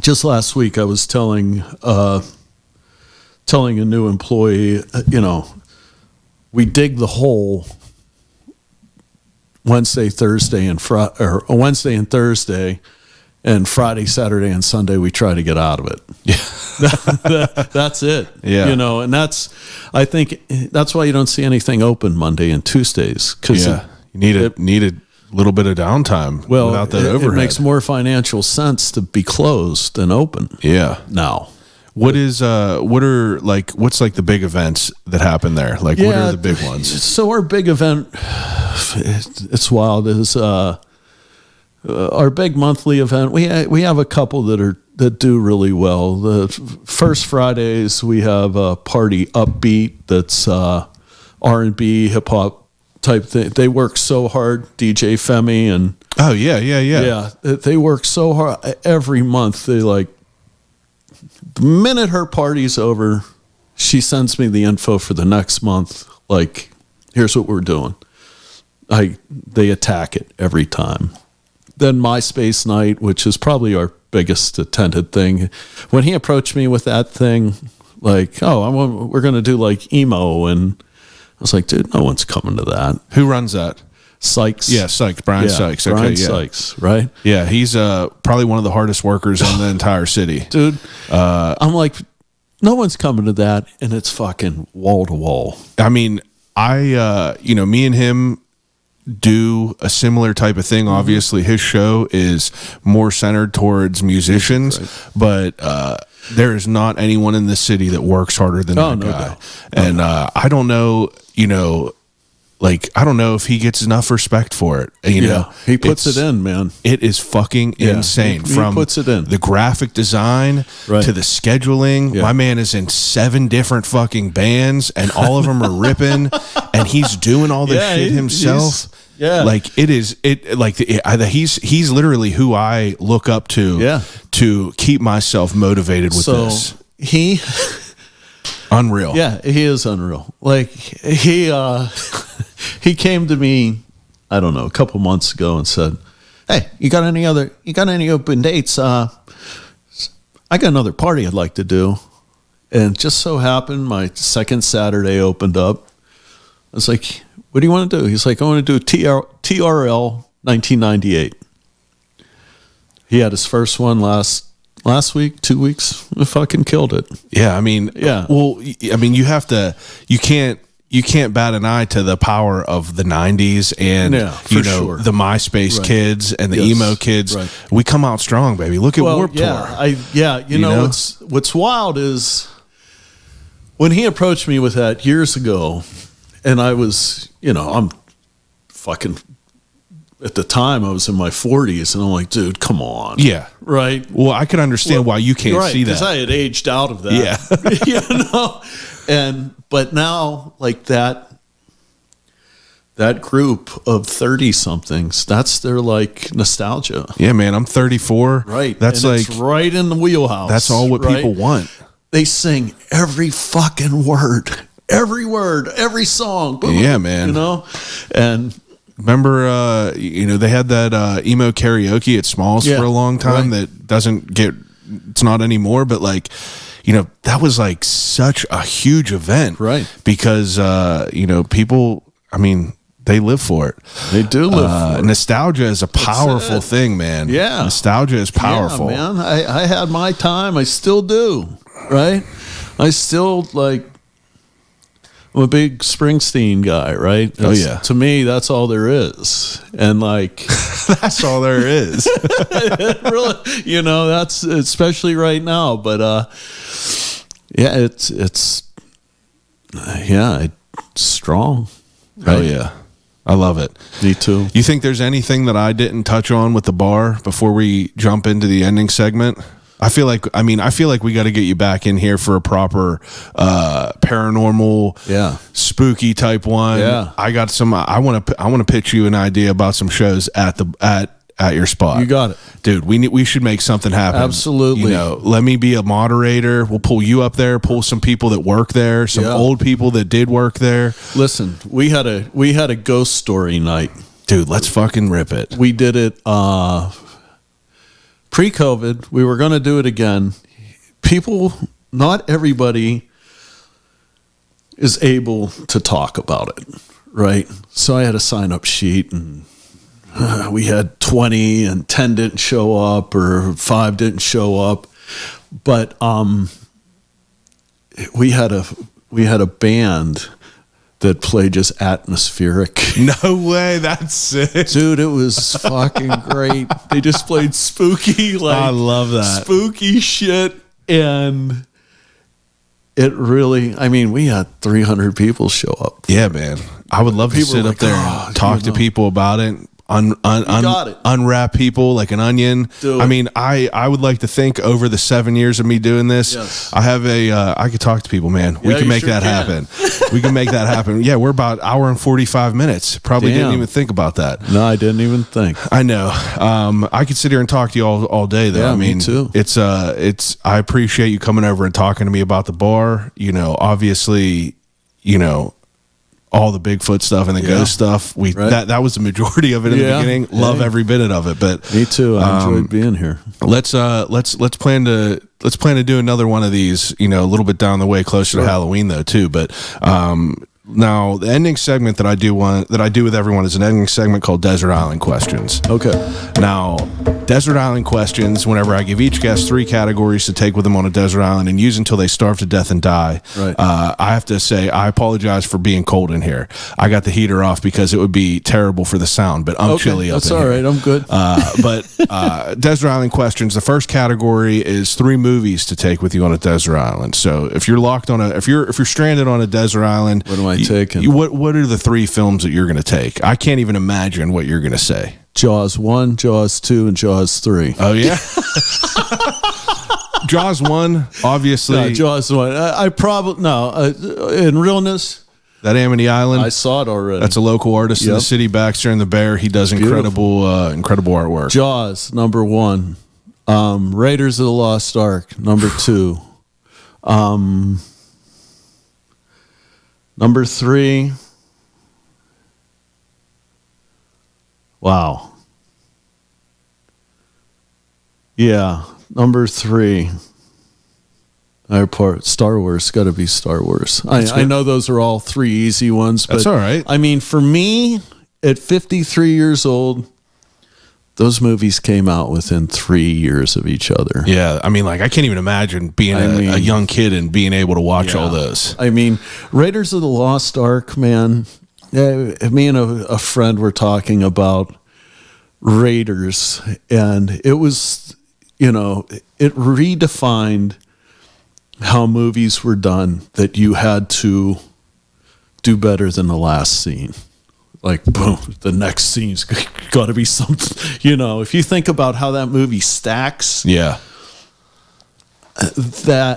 Jaws is my favorite film. I mean, But it's absolutely. it's I could watch it over and over again. It's beautifully filmed.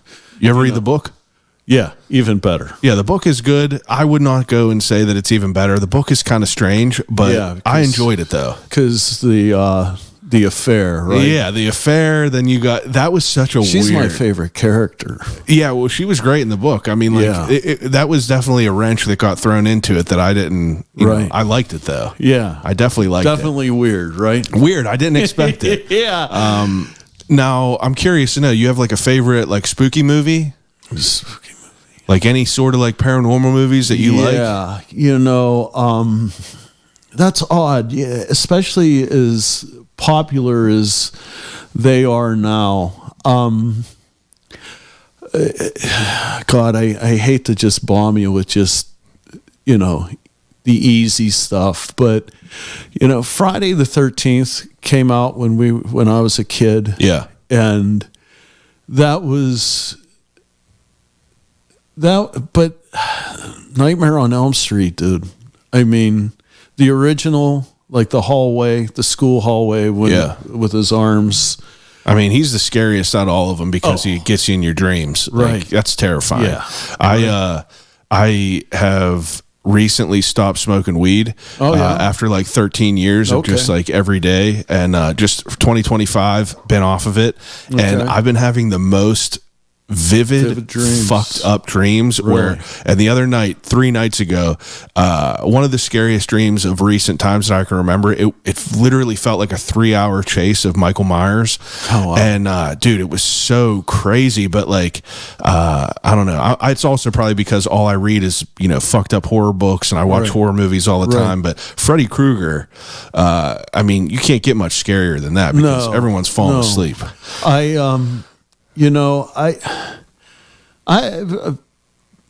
my age, you know, and I've said it how many times on this interview. I'm fortunate to, you know, live through the music and the movies and the art that I have. Yeah, and I still try to, you know, keep in touch with all that stuff. And I don't want to get old. Yeah, I really don't.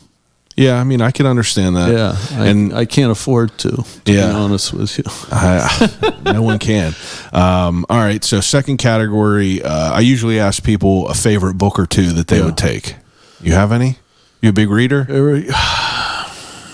Well, if I'm taking a book, I'm taking, you know, I wasn't a very good student in high school, and I carried that on to college.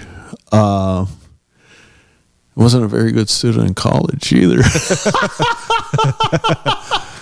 But I went back at 50 and finished my philosophy degree. Really? Yeah, which is really cool. So, yeah, I mean, I should have waited till I was 40 to go to college. Yeah, man. What can you expect? 17, 18 years old? It's insane. Right. I failed out of Slippery Rock after a year because it's just like I wasn't care. Ready. I just did not care. Dude, I was not ready. It's crazy. We just shepherd all these young children like you better make this $200,000 decision right now. You got to do it right now. And if you don't, you're a piece of shit for not going and working a job. It's fucking insane to think about that. It's crazy. You shouldn't even consider college till your mid-20s. Yeah, and if you do got the bug up your ass, you got to go to CCAC for some just general education type shit. But you know, it's rare whenever you're, you know, committed and you really go to it. So that being said, I bought The Grapes of Wrath at Christmas time. Ghost of Tom Joad is my favorite Springsteen record. So I was like, I skipped this as a kid. I probably fucking lied or copied somebody's paper. Absolutely. So I bought it. That's a Steinbeck? Yep. And you love it? I'm only a few pages in, but yeah. I'm going to finish it tonight. You just bought it this Christmas? Yeah. Okay. Just this Christmas. And I'm a new reader too, so I don't blame you. But yeah. That's good. What about, this is the interesting question, probably hard for you. Yeah. I usually give people 3 CDs. 3 CDs. Yeah. All the Bruce Springsteen catalog Right can be today, considered in yeah, one. I'll probably take. Maybe no. You know what? I'll take Springsteen's "The River" right now. Okay. Right, because that touches a lot of bases. I'm going to take the Grateful Dead's. I will take the Mars Hotel today. And my third one, I'll take one from my metal years. I'll take Iron Maiden's Power Slave. Oh yeah.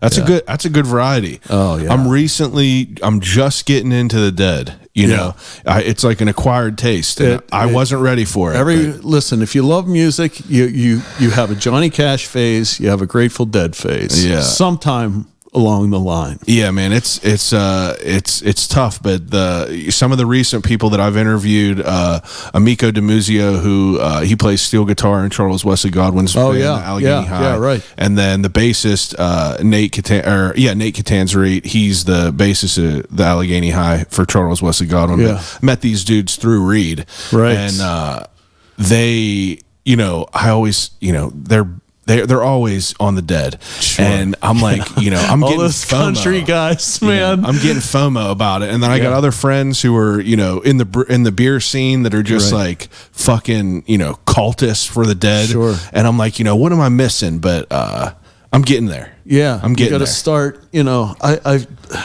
I didn't get into them a lot until like I was the same way. I was like, Yeah, it just maybe sounded like my guys. early 30s. Yeah. And you start out with, the self-titled record, which is Garage Rocky, right?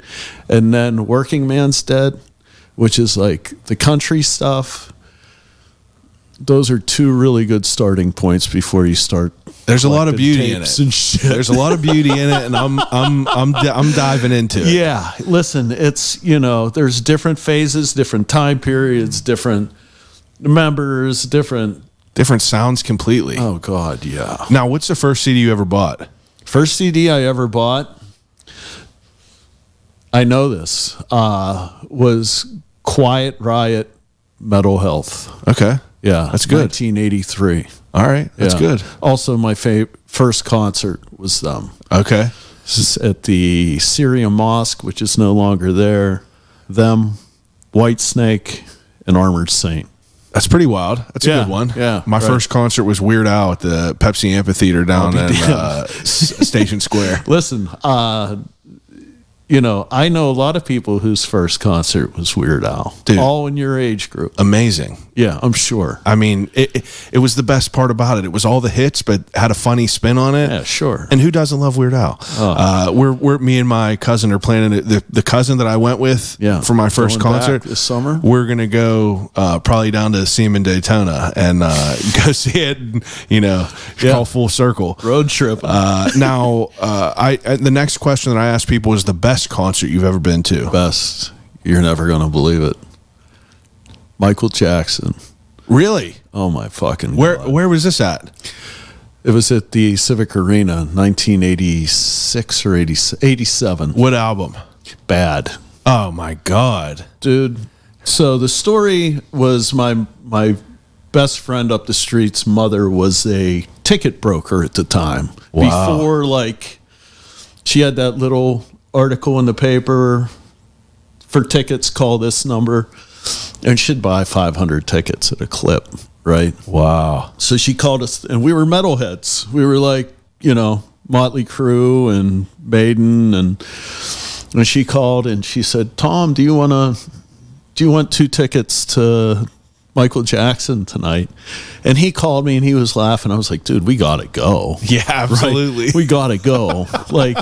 Even if we went tongue in cheek, laughing and joking about Just blown away. Dude, we were 16, right? And within 30 seconds, we were both standing up, dancing our asses off. We were like 2 metal kids that never danced in public, and we didn't stop the whole night. Fuck yeah. Dude, it was, and the crazy part was our tickets were about 6 rows deep. Jesus. Right? And we were, the Bubby Brister, who was the Steelers quarterback at the time, was right next to us. and his girlfriend and like another couple, and they didn't stop dancing either. We fucking danced the whole fucking night. That's awesome. So Michael Jackson won, and probably this last Springsteen show I saw in I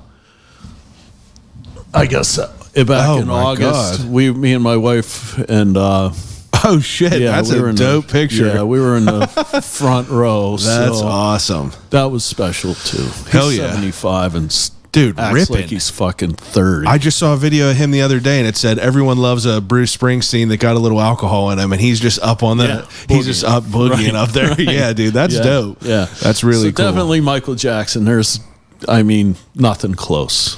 Well, that's a good answer. I mean, it's hard to beat that. I was blessed there too to see that. All right. Next question is the death row meal. So, about to get put to death. You get a last meal, appetizer, main course, and a dessert. Right. What is it? All health thrown to the side. Right. Boy, I wasn't expecting this. It's Thai gourmet. Thai gourmet. Thai gourmet in Bloomfield. Man. Hell yeah. Oh. What do you get there? I'll get just mixed vegetables with shrimp sometimes. I'll get even just their General Tso's tofu. Yeah. Or their General Tso's chicken, but they've got the best wonton soup you've ever had in your life. Wow. I've never been there. Oh. I got to go. Go. Yeah, I will. And they're the nicest people on earth. What's your appetizer? Doesn't even need to be the same place. It could be all different places. Be the same place. I'm going to stick to I'll stick to the nachos at Mad Mex. Okay, good answer. Just a staple. Hell yeah. Me and my wife have been getting them for 20 years. I want to say that Reed said that his last meal was Mad Mex. I'm pretty sure. Yeah, I'm pretty sure. Yeah. What about dessert? Dessert. I'm a sucker for just an Oreo Blizzard at Dairy Queen, man. Classic. That's it. Classic. That's it. Why is that ice cream so good? I know that dairy. It's a dairy treat. My ice brother-in-law has a waffle store in Squirrel Hill, Waffalonia, right? Waffalonia. And he does Belgian waffles, and he makes his own ice cream and the whole 9 yards. And every year we go on vacation, he's like, fucking Dairy Queen's the best. Dude, Dairy Queen he's is like, a slapper. Their ice cream, he's like, their soft serve is absolutely... Last month, my boss was like, "Yo, I got a coupon. It's like 2 burgers for like $5. You want a Dairy Queen burger?" And I was like, "I haven't had a Dairy Queen cheeseburger in years." Great. It was unreal. I know. And I was just like, people don't even talk about Dairy Queen. Don't even talk about the Brazier. Oh man, Dairy Queen. That's Dairy Queen Brazier. That's a sleeper. Get some chicken strips and get some weird white gravy, gelatinous gravy with some random toast. My wife's favorite fast food from free vegetarian is the chicken strips with the white gravy there. Ain't hard to argue with that. Nope. Okay, you're getting ready to go on a road trip. You go into a gas station. You get one snack. What is it? I'll tell you what I'm getting. I'm getting. I think it's Snyder's or Berlin makes a deep fried pickle and ranch potato chip right now. Oh yeah. That's right Kettle. up my alley. Kettle, baby. Kettle chips, you ain't beating that. Kettle. Love a kettle just throw chip. it in the kettle, man. I love a kettle chip. Me too. We got some Martins up in the cabinet right now, and they're dangerous. I'll rip their bag. I can't stop. I know, it's terrible. Now in our later years, it's like got to be more conscious of it. Yeah. I used to do the other day. I was just thinking about. Whenever Halo 1 came out, we would have these like LAN parties, right? Sure. And I would rip a sixer a Mountain Dew, and that's like fucking, that gotta be like 200, 300 grams of sugar at one time. Don't get that time back. God, it's insane.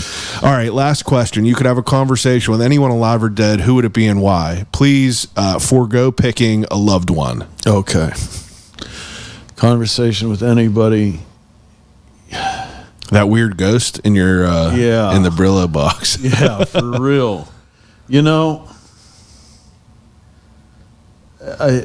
I'm going to stay away from saying Springsteen, even though that is the answer. because I have these like visions of me sitting down with him and shooting the shit and talking. But I just interviewed Zach Bryan's photographer, Lou Yeah. Nice, and Oh, wow. he told me he was a great dude. Because Reed- Zach performed with him, and obviously, but he was taking photos of him, and he said he had some chance to just chop it up with him a little bit backstage. Said that he's just like a fucking awesome guy. Yeah, and Reed had the same things to say about seeing him backstage and all the the couple experiences he's had with him. I'm going to say Johnny Cash. That's a great answer. I'm going to say Johnny Cash. That'd be a great answer. Because I think he wrote the book that all of them are reading. Hell right yeah. now.